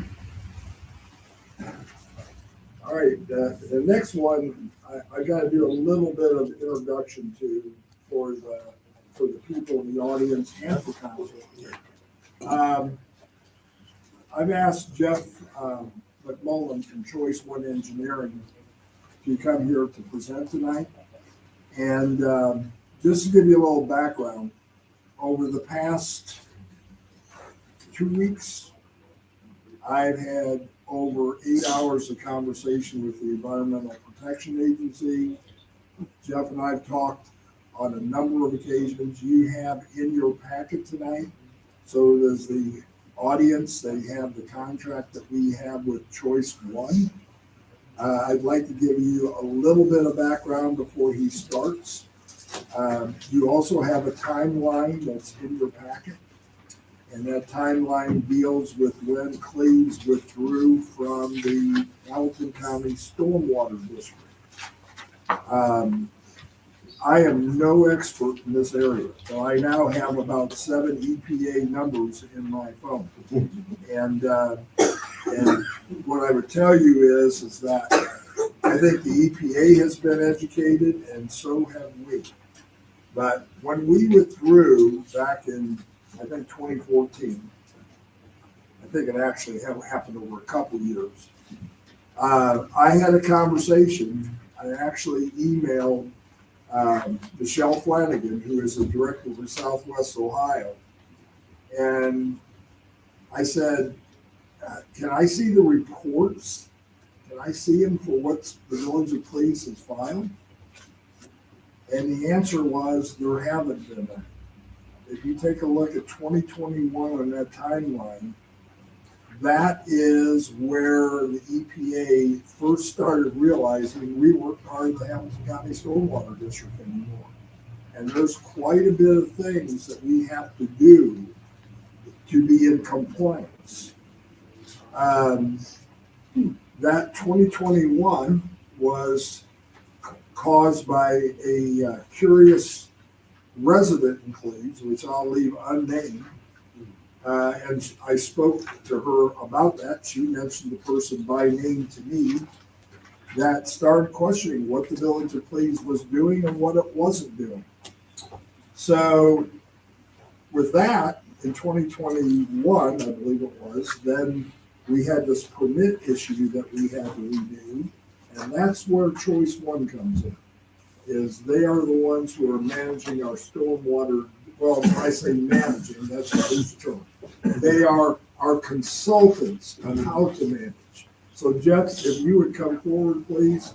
I'd like the council to listen to Jeff and he'll give you an overview of the contract and what's coming ahead that we have to do within the village.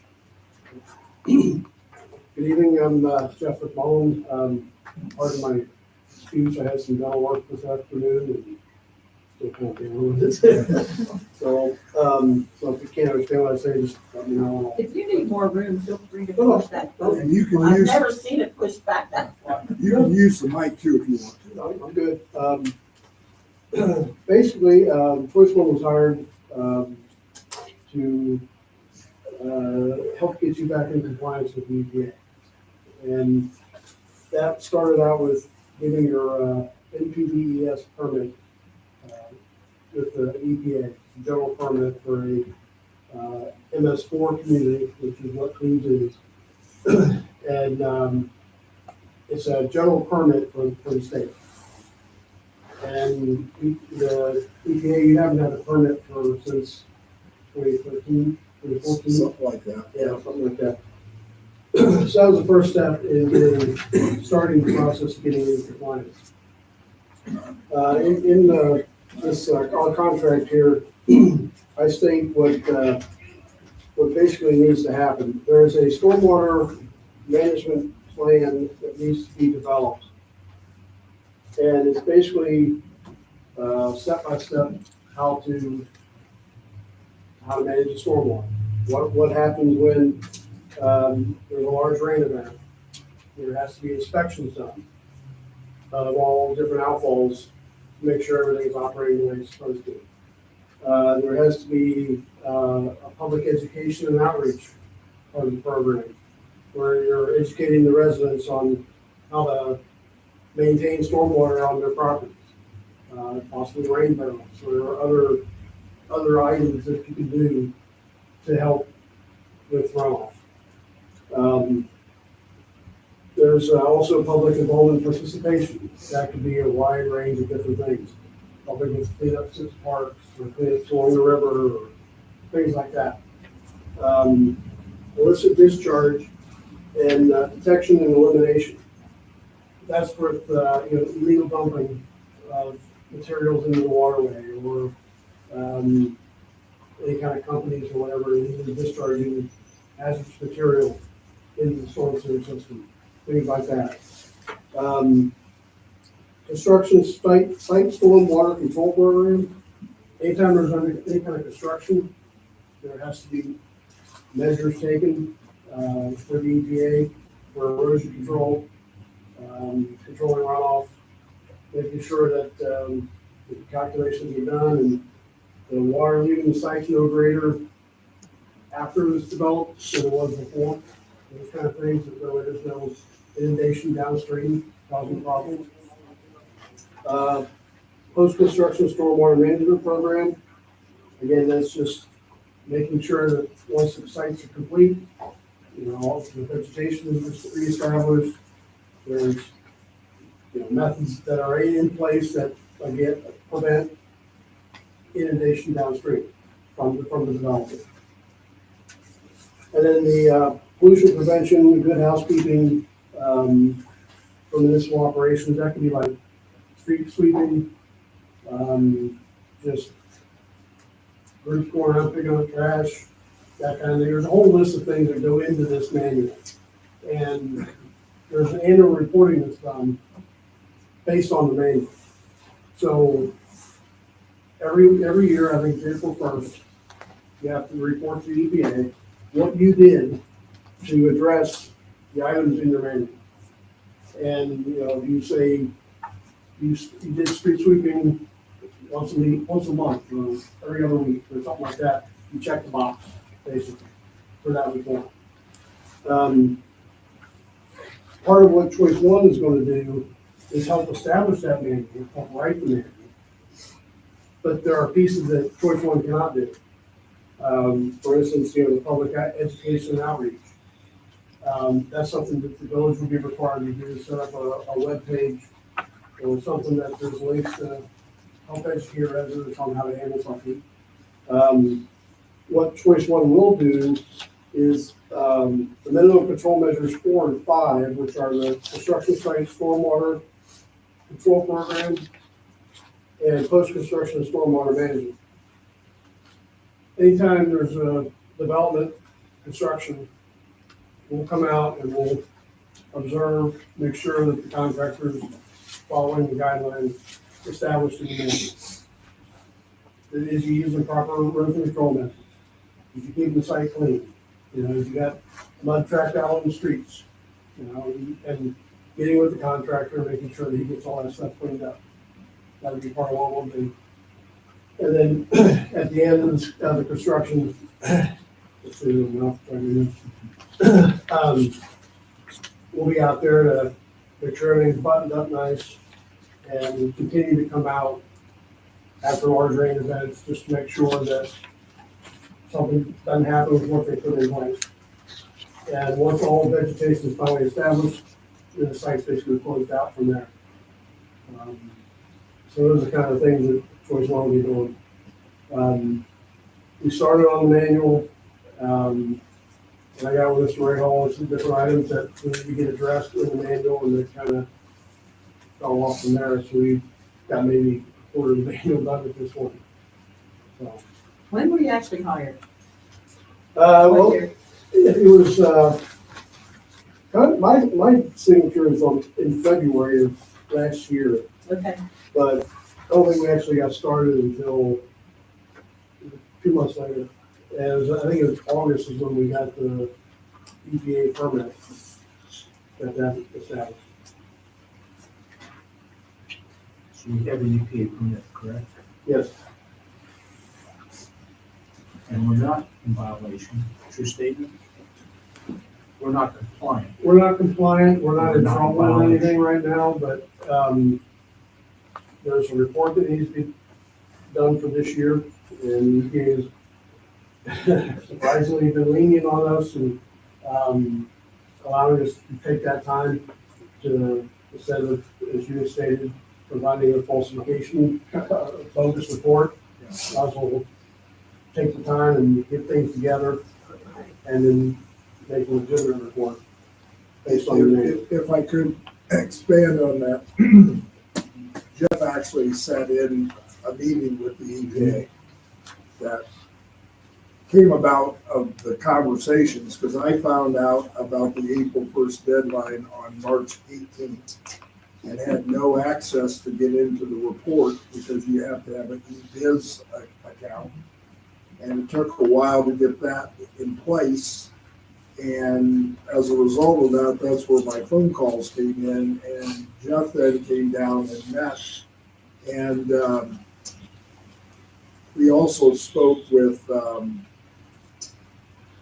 JMA, and I'll talk more about that later. But so we got input from JMA too, which, excuse me, was interesting because I had always thought that JMA took over the stormwater management when we got out of the Hamilton. At least that's what we were led to believe. Well, that was the plan. Yeah, well, it didn't happen. And she made it very clear. I asked Michelle Flanagan, I said, okay, so you guys didn't know whose responsibility was it to say to them, hey, we're on our own. And the comment I got from Michelle Flanagan was, that was the village of Cleves' responsibility, because I thought maybe it was Hamilton County. They said, nope, that falls clearly on the village of Cleves. And so really, I think I appreciated your participation in there because you had to come here pretty early in the morning from across town to be here. And the other side of it is those weren't short meetings. So we got some work to do. There's no question about it. You had a question, Terry. You know I do. Yeah, I know you do. Are they going to be involved in the remedy for the problems that Duke created on Mount Eva? Yes, they are. And he's already been involved. Jeff, you want to explain to them that what happened over there on over by Timber Line? Yeah, it turned out, for whatever reason, Duke felt that it didn't need to contact Cleves to have the set of plans reviewed. They went to the county and somebody at the county reviewed and approved the plans. I got pulled in on it whenever there was some runoff issues. And after some badgering, we finally got a set of plans and calculations so that I could take a look at them. That's how you got the new ditch line going down to the creek, down to the existing catch basin with the new culverts, to help with that runoff. I understand now there's another issue that is before me. Yeah, and I think that affects Ted's property and also Cleves Auto Body. There is flooding that is coming across and across Mount Nebo. And Ted had asked me to talk with Duke about, I think they were going to give your daughter $1,500 or something like that to repair a parking area. And John and I went out and met, just so the council and public is aware. John Knuff asked to be involved in this process and was not allowed to. And John, I'll let John explain that to you guys at another time. Who didn't allow him to do? Well, they claim Patriot Act secrecy so that they don't want people knowing what they're doing because they don't want any kind of but it wasn't just Duke. And I think Ted came in here last year and tried to explain to council that he had asked to be part of that and was getting nowhere with the village. And personally, I think the village could have taken a much stronger stand than what they did. And we're now suffering the problems because we did. Because now that repair had to be made, and we've got an issue over at the substation that's flooding the Cleves Auto Body and other areas across the road. I had video of it. When I went out with John to meet with Duke, they took one look at that. They took a look at a detention pond they believe was built in the wrong location. No water can get to it. And so we have now a meeting coming up with Duke Energy, and I'll forward the email to council where they have basically told us, well, we told the village we weren't going to correct their quote unquote their problem. And I guess I'm going to find out on the 15th of April what that is, because we're meeting with Duke on the 15th. Because Hamilton County gave somebody a permit. Well, we don't know that for sure. Well, we were told by Duke that the plans were approved. We haven't seen it. We haven't seen it. We haven't heard you actually. But I was told by the state that permits, if Cleves required permits, they had to come through Cleves. That's what I was told. Well, I don't believe they ever got any permits to Cleves. So the issue's still out there, and we'll see where the 15th goes. But there's problems the way it was built. I guess I'm gonna have to interrupt because I'm gonna ask the question, and I know everybody else is talking, so I'm gonna interrupt. When you say the village did not, who specifically the village? Because I wanna know. I'll state. I wanna hear from this council, if you seem to know, what specifically propagated this. That's what I'm trying to I get can to. answer it. It's going to be the same answer he's going to give, because Ted asked me, I think after he found out I was going to run for mayor, he invited me into a meeting over at Skyline, and we were there quite a while.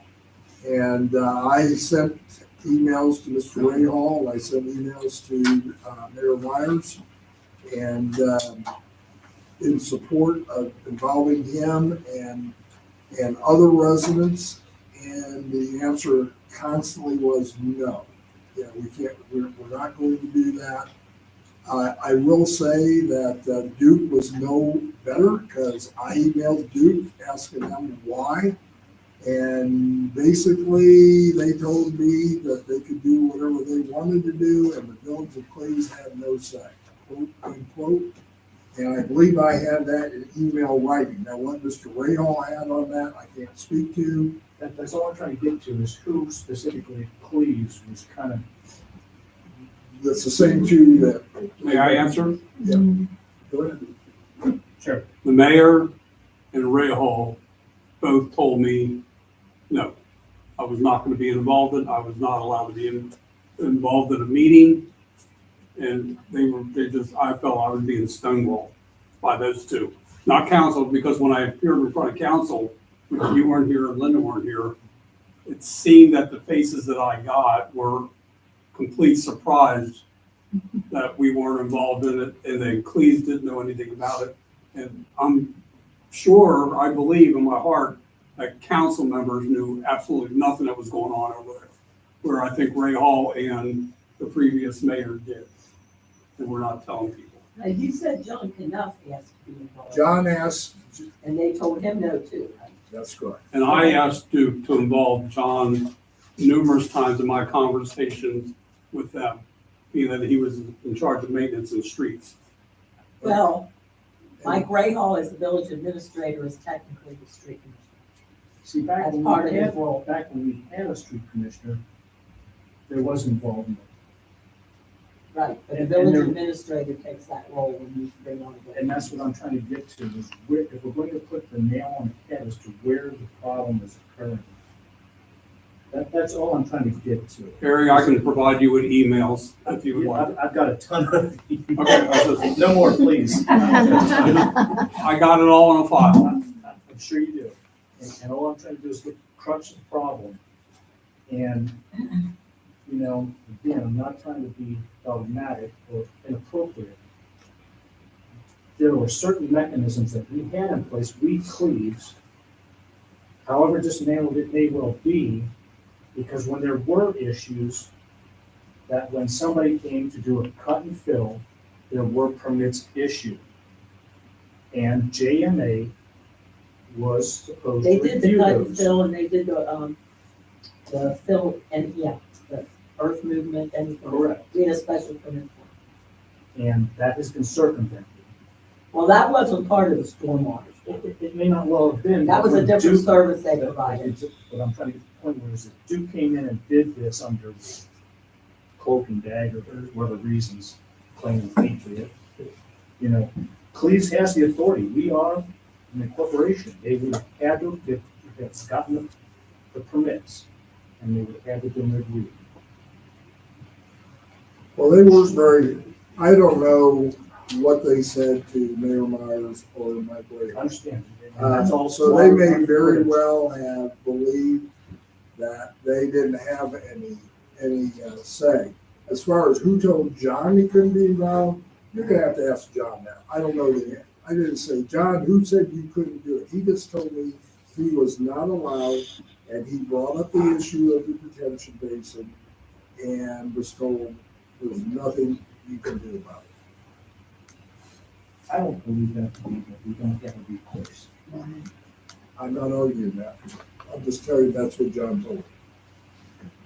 So we got an issue that we got to resolve, and Jeff's going to be there. But Jeff, I got to ask one more question. I think that everybody needs to know, because this monitoring and making sure it happens, a lot of that's going to fall on our service department, John Knuff. Would you explain that to council? And then I would also like to address the street sweeping issue before you leave. Part of the permit requirement is anytime there's a large rain event, and I believe I think they just increased the amount. It used to be like anything greater than a half-inch rainfall. Certain facilities, and I mean outfalls, need to be inspected within 48 hours to make sure that everything is operating the way it's supposed to, the way it was designed. If there's an issue, then obviously it has to be addressed. And that's something, Choice One doesn't have the manpower to come out and check every facility. And John and I had talked about that, that he said that his crew would potentially be able to do that. Check every facility, what are you talking about? Every building in the building? No, the, any kind of like, culverts, any kind of outfalls that leave, village property or property that is maintained or owned or operated by the village. Anything like outfalls into the rivers, creeks, that kind of thing. Morgan Creek. Morgan Creek being one, yes, the one we're looking at right now as well, but those kind of facilities. And this is half an inch of rain, is it within a certain amount of time? It's, that, again, I think they just changed that requirement. I think it's up to like 3/4 of an inch of rainfall within an hour. It used to be a half inch of rainfall within an hour. Within an hour? Yeah, within an hour. But the new permit just came out last month. I think it was. I think there was a change with that. But yeah, that's something that would fall under the village to have that monitoring done. Would you address the Morgan Creek? We had a grant that was. Before you get to that. Oh, absolutely. On this point, okay, if you're not monitoring that with your manpower, are you helping us identify which of our installations need to be checked as part of your work on our? That would be, you would have to be providing inventory. So I don't know what all the facilities are within Creek. John would probably know that, or there's somewhere within the village, you have the inventory of these outfalls. You believe that we do? Okay. I'm just clarifying. It's part of an asset management program. It's gonna be a lot of what John, I've talked to John about this. Very valid question, Kevin, so I'm glad you asked it. But I know as we work on this manual that we're gonna be developing, all that stuff's gonna be looked at. And that is the thing, I think, right now, just to give you, now, Jennifer Vatter had a different view on this, so I'm gonna give you both sides of the story. She wasn't worried about the EPA, okay? But we also haven't had discussions with her that you and I have had. And she was not involved in the meeting with the EPA. I think your comment was you were shocked that they was lenient. And I think in part, they understood, I think two things. One is maybe they weren't on top of it as much as they should have been. And secondly, I was bugging them so much on phone calls that, I mean, we had 3 or 4 EPA guys in Columbus in the morning, and I found out they actually had a pre-meeting about Cleves the day before, because I was like nipping at their heels, because I'm thinking, what's gonna happen to our village if I can't get this report done, because I didn't actually have the account set up to the day it was due. And so there really wasn't anything we could have done. We were supposed to have it in. Could they ding us? Yes, they could.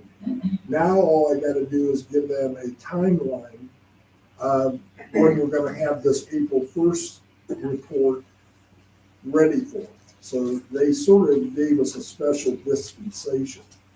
But we got a lot of work to do, and the maintenance department's gonna have a lot of work to do.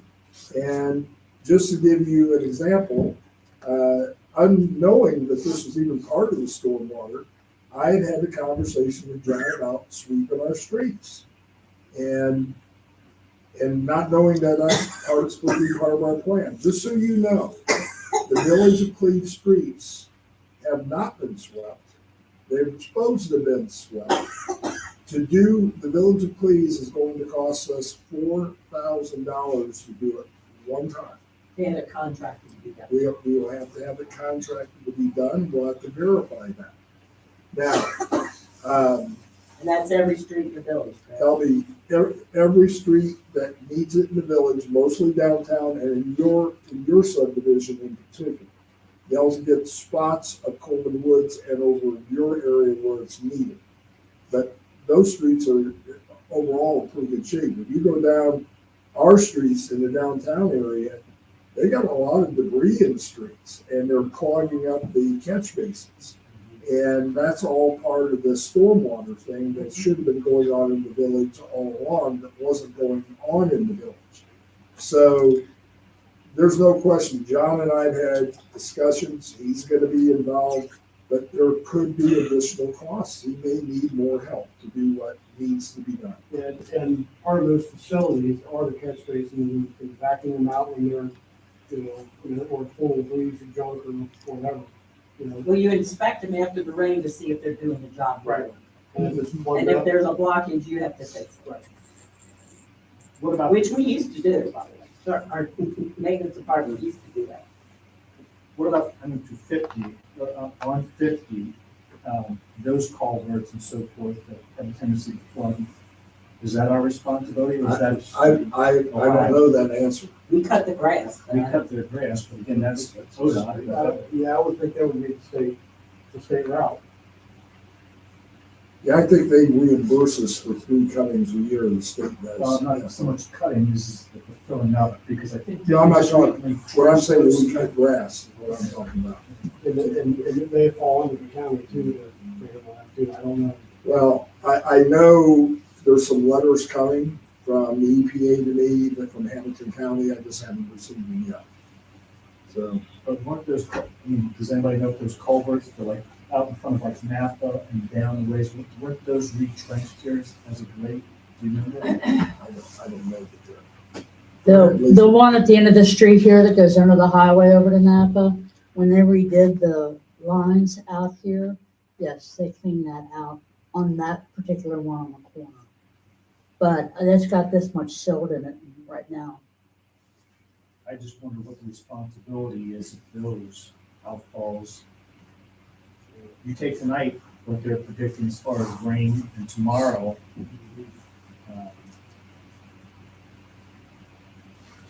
and a lot of our streets, some of our streets don't have curbings, divert water away. And we've got, just if you don't know, maybe you are aware, the only reason I'm aware is Jim Brett told me, we had, I think, 3 culverts that had to be replaced last year at about $6,000 a piece because they had not been maintained properly. So we gotta get out there and take care of this stuff. But I also want, because Jerry, I promised Jerry I was gonna do this, I want to talk about that Morgan Creek ditch, the grant, and what our options are, because that has to be cleaned out too.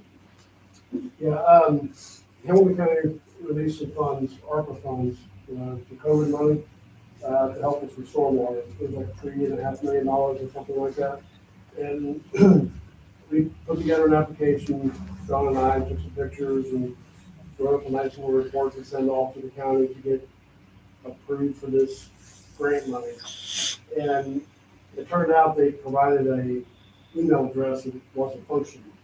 And we were wondering what was going on, why we hadn't heard anything, and John reached out to the lady's name that was mentioned in the advertisement for the grant and confirmed the email address, and that's when we found out that we had the wrong email address, and Village of Cleves was not the only one that responded to this. Somehow some people, other locations got the email right to the proper people. I don't know how that happened, but they actually pulled everybody's applications that sent to that fraudulent email, that's what I'll call it, and then reviewed them, but we didn't get funded for it. I don't know, I didn't see the final list of who everybody did get funded, but Cleves was not one of them. Mayor asked me to go back and look for other options for funding. There's some OPWC funding coming up. It's a possibility. There's some CBDG. It's hard to talk to say. There's money for that, possibly. But ultimately, yeah, that it does need to be dredged out. There are places where the silts and sediments that build up to like a foot below the bottom of the top of the structure. So, but as far as funding, those are the two options I know of. We have reached out to EPA. They came back with a WRLSP, it's a water revolving loan fund. But you have to have a match. It has to be over a certain dollar amount. And there is a potential for a principal forgiveness after a certain period of time. So they'll forgive the principal. So, but I think the dollar amount's up in over 100,000. I think this project isn't in that wrong. Just to dredge it out? Well, To yeah. do cleanup? For, I think we estimated around $50,000 or $60,000 For Morgan Creek. for Morgan Creek. We did it once before when I was the clerk, many years ago. I don't remember how many. And I don't know why we had to pay. I don't think we got it. Well, from where we looked at it from over on Morgan all the way out to the river. And that price was over $1 million to do that. Yeah, we just did the area right by North Miami. Right, and that's what we're looking at doing, and almost $60,000. Yeah, I'm thinking it was 20 or 30 when we did it, but I don't know. John and I went out, we got estimates with the contractor. And that's not the price. Where's Morgan Creek? I'm just curious. Down there by CT Young. It comes down Okay. Morgan Road, alongside Morgan Road. Okay. Run off from the hill. There's like three different bridge culverts. I know there's one big one right there by North Miami. There's fencing up there. Yeah, I work right there. Okay. You know where it is? I got it now. Any other questions you have of Jeff? This contract, just so you guys are aware, was a $10,000 contract with his company, of which I don't even know if we used $1,000 of it yet, have we? Send you an email with the running tally. I think it's like $3,100, $3,200. Okay. So when he comes out or he's consulting, then, you know, those are hours that are billable hours. But there really hasn't been a lot done on it, and we're gonna have to get working on it very quickly here. This may be a dumb question, but when we were in Hamilton County, stormwater, did the county do a lot of this stuff and we didn't even know it? I mean, what was our responsibility in 2012 before we pulled out? Because I don't remember the county coming in and doing the inspections and the council. Well, that's just. Did they just file a report for us, or what did they do? Potentially, you know, that's from when I first started this and talking with Ray Hall about it, that was the reason for pulling out of the Hamilton County stormwater, was because you felt that you were paying all this money to them and not getting anything in return. And by the way, the money used to be on your property taxes. Wasn't it like a $10 assessment, or it was a, am I wrong, Chuck? It wasn't much. No, it was a very small amount for stormwater, but it was in the residents' taxes. And the whole I think purpose they of measure this, it off the amount of water that comes off the sides of your house. I think they calculate. Yeah, there's a stormwater utility calculation that's done based on the property. Yeah. It was like an assessment, a small, very small. I mean, I've seen it at $3.50, it comes on the water bill. But if I remember the reasoning, one of the reasonings for pulling out of this is that that fee would come off of people's taxes. I don't know how else. It was supposed to be a money saving issue for residents. But to answer your question, yeah, I mean, the county, Hamilton County Stormwater was supposed to be doing the inspections and doing the monitoring of the manual, and to my knowledge, it hasn't happened. Well, if we were part of their district, we were probably following their manual. That's what I'm guessing. You had mentioned that we need to be going on this, so now that we have our permit, no notices of violations, other than the fact that we're not compliant. So we've been given dispensation, so to speak, or reprieve for a while. So do we have an end date on that as to a deadline? We will probably after the 15th, when we meet, because Jeff and I are gonna meet after the Duke meeting, and we're gonna start working on that manual and take a look at all that's gotta be done, and then I think we can put a deadline on it.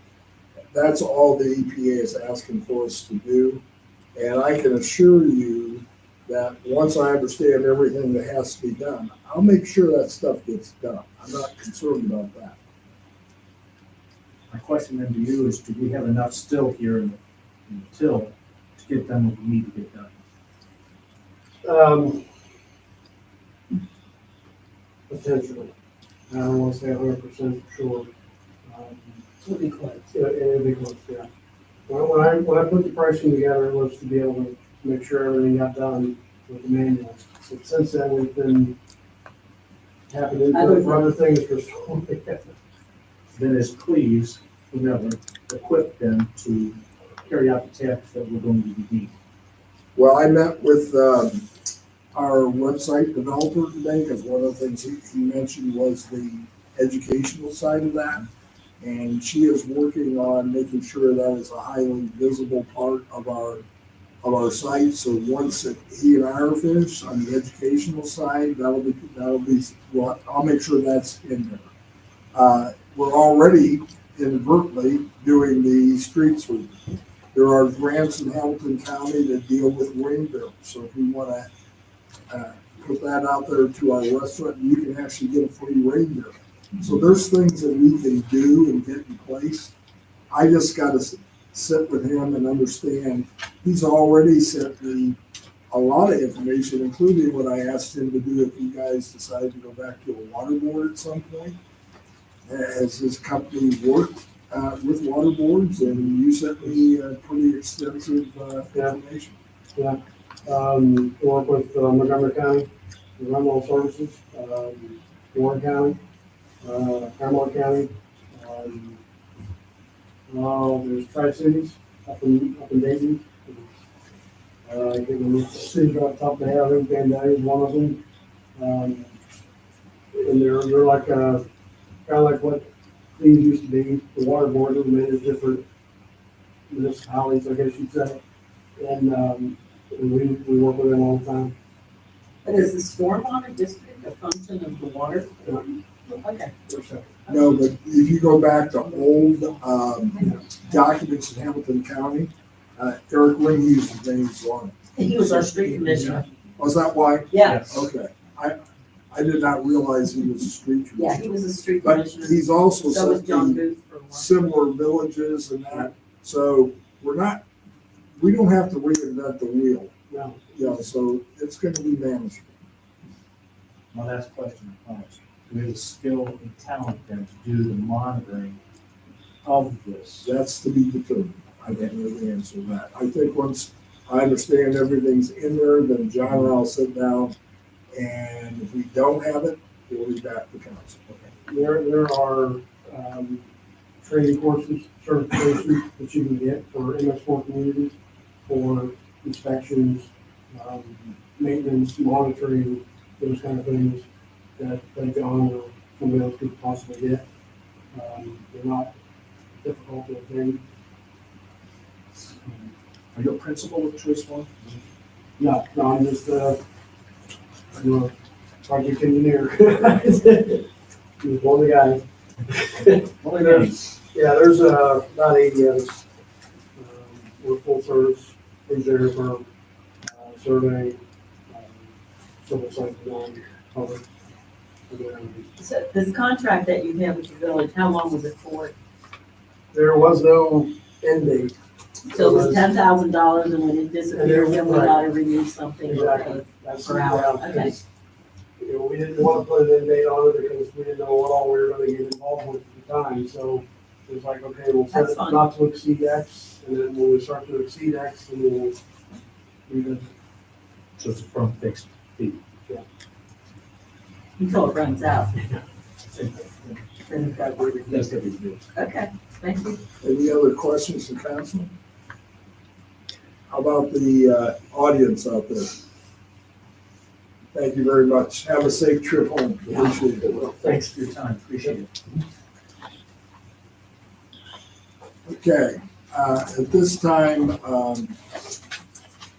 I'd like to have the council consider the fact that there is a motion that I would like you to entertain going into an executive session under Ohio Revised Code 121.22G1 to consider the appointment, employment, dismissal, discipline, promotion, demotion, or compensation of a public employee or official, or the investigation of charges or complaints against a public employee, official, licensee, or regulated individual. And I do have information involving complaints.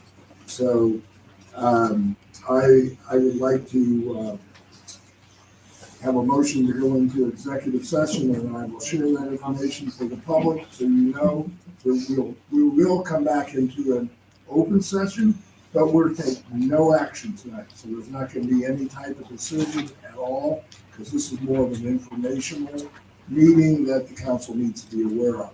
So do I have a motion to go ahead? Before you proceed with that, I'd like to have one point of discussion on another issue that will be very brief.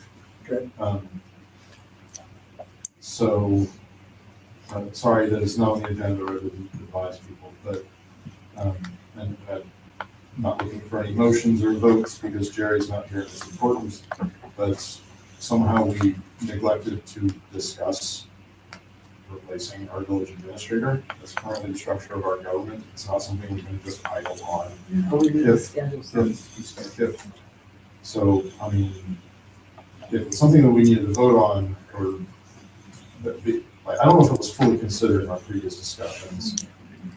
I came away with the notion that most people thought that relifting back to a strong mayor would have been too challenging for the community long term, but I may have misread the word. But at the moment, we're a village administrator and it's just idle.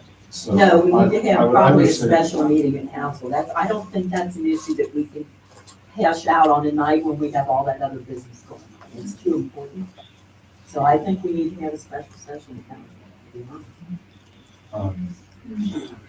Well, unless you're prepared to do it the first meeting in May, but. First of all, statutory villages don't have a strong mayor system. They have a weak mayor system and a strong council system. So that's one issue. But I think there were a few people that wanted to continue on and a few that maybe wanted to look at it. So I don't know that there was any general consensus. Am I wrong? I don't know. We didn't straw vote or anything, and now we have another member of council. So I would concede that it merits a full discussion. But if that's the case, then we should be prepared with the information. And I'm saying this respectfully, we should not trust your memory of ORC. No, and there should be materials that, like, the idea that I'm going to read ORC in that time is preposterous given my commitments at the moment. But some preparation materials that we're all sharing and agree are authoritative would be appropriate. But I would also suggest that unless somebody's actually moving that we change our form of government, we do have a status quo, and the process will take time, even if, like, with our most diligent trying to replace them. So I would either be in favor of a special meeting or making a very large point of discussion for our very next meeting.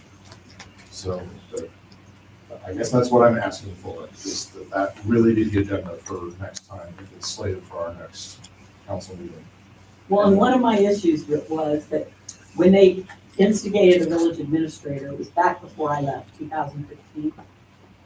Only one person currently on council, and that was Jared, heard all the information. They heard all the information about what power that person takes away from council, what power that person takes away from the mayor, what duties and responsibilities that person would have.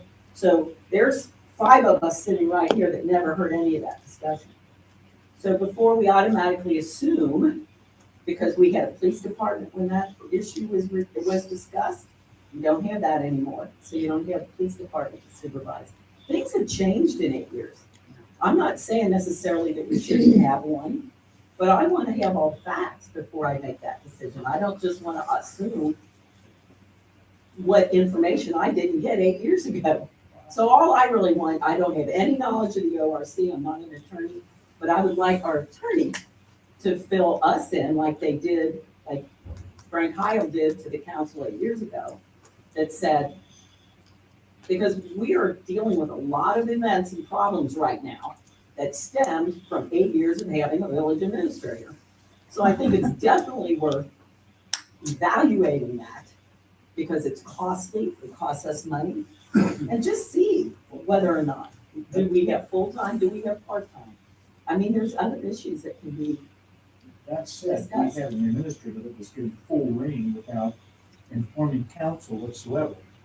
So they were at their discretion to spend money, to authorize contracts, to enter the village into various contracts without council's approval. And that's what And concerns that's me. what the issue is. The $200,000 police contract on their own. And subsequently, again, if we're going to go back to that, there ought to be limits of authority. So. Well, I think we should at I think least there's at discuss least a problems that council presented session that itself. needs to And be discussed before we. I think so. That's my. It's not gonna happen, I don't believe tonight or here, but I think in order to continue that business. It needs to happen because we extend things for 90 days. Some decision has to be made. I agree. No, I agree. And I agree with you, Kevin. I don't know if So we do can we wait make till a May. special- Would be best just to table this on itself, a special meeting for this particular. I think it's an issue that's worth it, personally. Because you gotta also weigh what's in the best interest of water customers. A lot of times that's not even mentioned, it's what's in the best interest of the village of Cleves, but not necessarily what's in the best interest of our water department. It services an area well outside the village, and they have the most to gain by the cost reduction of a village administrator going away and a board of public affairs being formed. They could save over $35,000 a year. The administrator was also over the water board. I'm sorry, over the water. Yes. board. Your water board We're on went s- away. I think they've moved on to scheduling. Right. No, that's fine, I just think it's an important enough issue to. Let me ask this, because the urgency seems to be on the months scale, not on the weeks scale. Is our agenda so packed for May already that we can't make it principal subject for the regular meeting? CDBG taught us that special meetings are hard, especially on our committee meetings that have been very beat up. I'm fine with whatever you do, but only one thing I wanted to say is I couldn't agree with you more. It can't just be idling out here. Something has to move forward. And if that means extra meetings, it means extra meetings. And I'll sit through any meeting. I don't have a dog in this fight. You guys have to figure it out. I couldn't agree with you more, Kevin. You cannot just sit here and idle by. Some decision has to be made. The actual formation of village administrator took months and months and months. And I know that because it was executive session and I was sitting out there. But I will say this, the residents have gone and voted no on 3 levies over the last couple of years. No, no, no. So I think it's worth looking at. That's all I'm saying.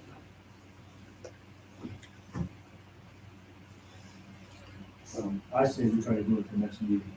I would like to. Because I'm going to be on vacation next week. I totally agree with you. These special meetings are trying to get everyone's schedule on. It's very tough.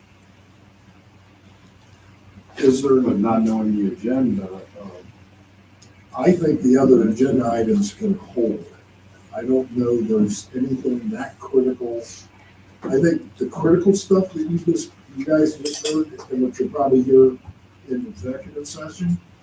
I think the next one, you could probably set it that we're gonna talk about that and that be the only agenda item. And then if there was something critical that came up, then you look at a secondary meeting. But I think from the standpoint of Kevin's point, you can't sit here idling by. I know how busy you guys are. Just set the main meeting as that meeting, and you're gonna, that's the agenda item. Then, But we'll pay bills, right? well, you gotta pay bills, but I'm talking about no guest speakers. You know, just focus on your minutes, Very well. paying the bills, and you're gonna talk about what you're gonna do with the village administrator. Have this, let that be your meeting. Okay. Mr. Merkel, are you capable of preparing some slides or documents to inform that discussion Not from the, authority of the ORC. Yes. on, The ins and outs on the of- relevant structures of government that are available to us? Yes. So if we're statutory or home, I don't know what we're talking. Wikipedia says something different than other You're authorities. statutory. Fine. We're not charter. But can we be charter? Like, do we have to come up with a charter to do something different, or is it a choice between this and that? I don't know what the options are. No, there's is the the point. options of the water board administrator with the statutory.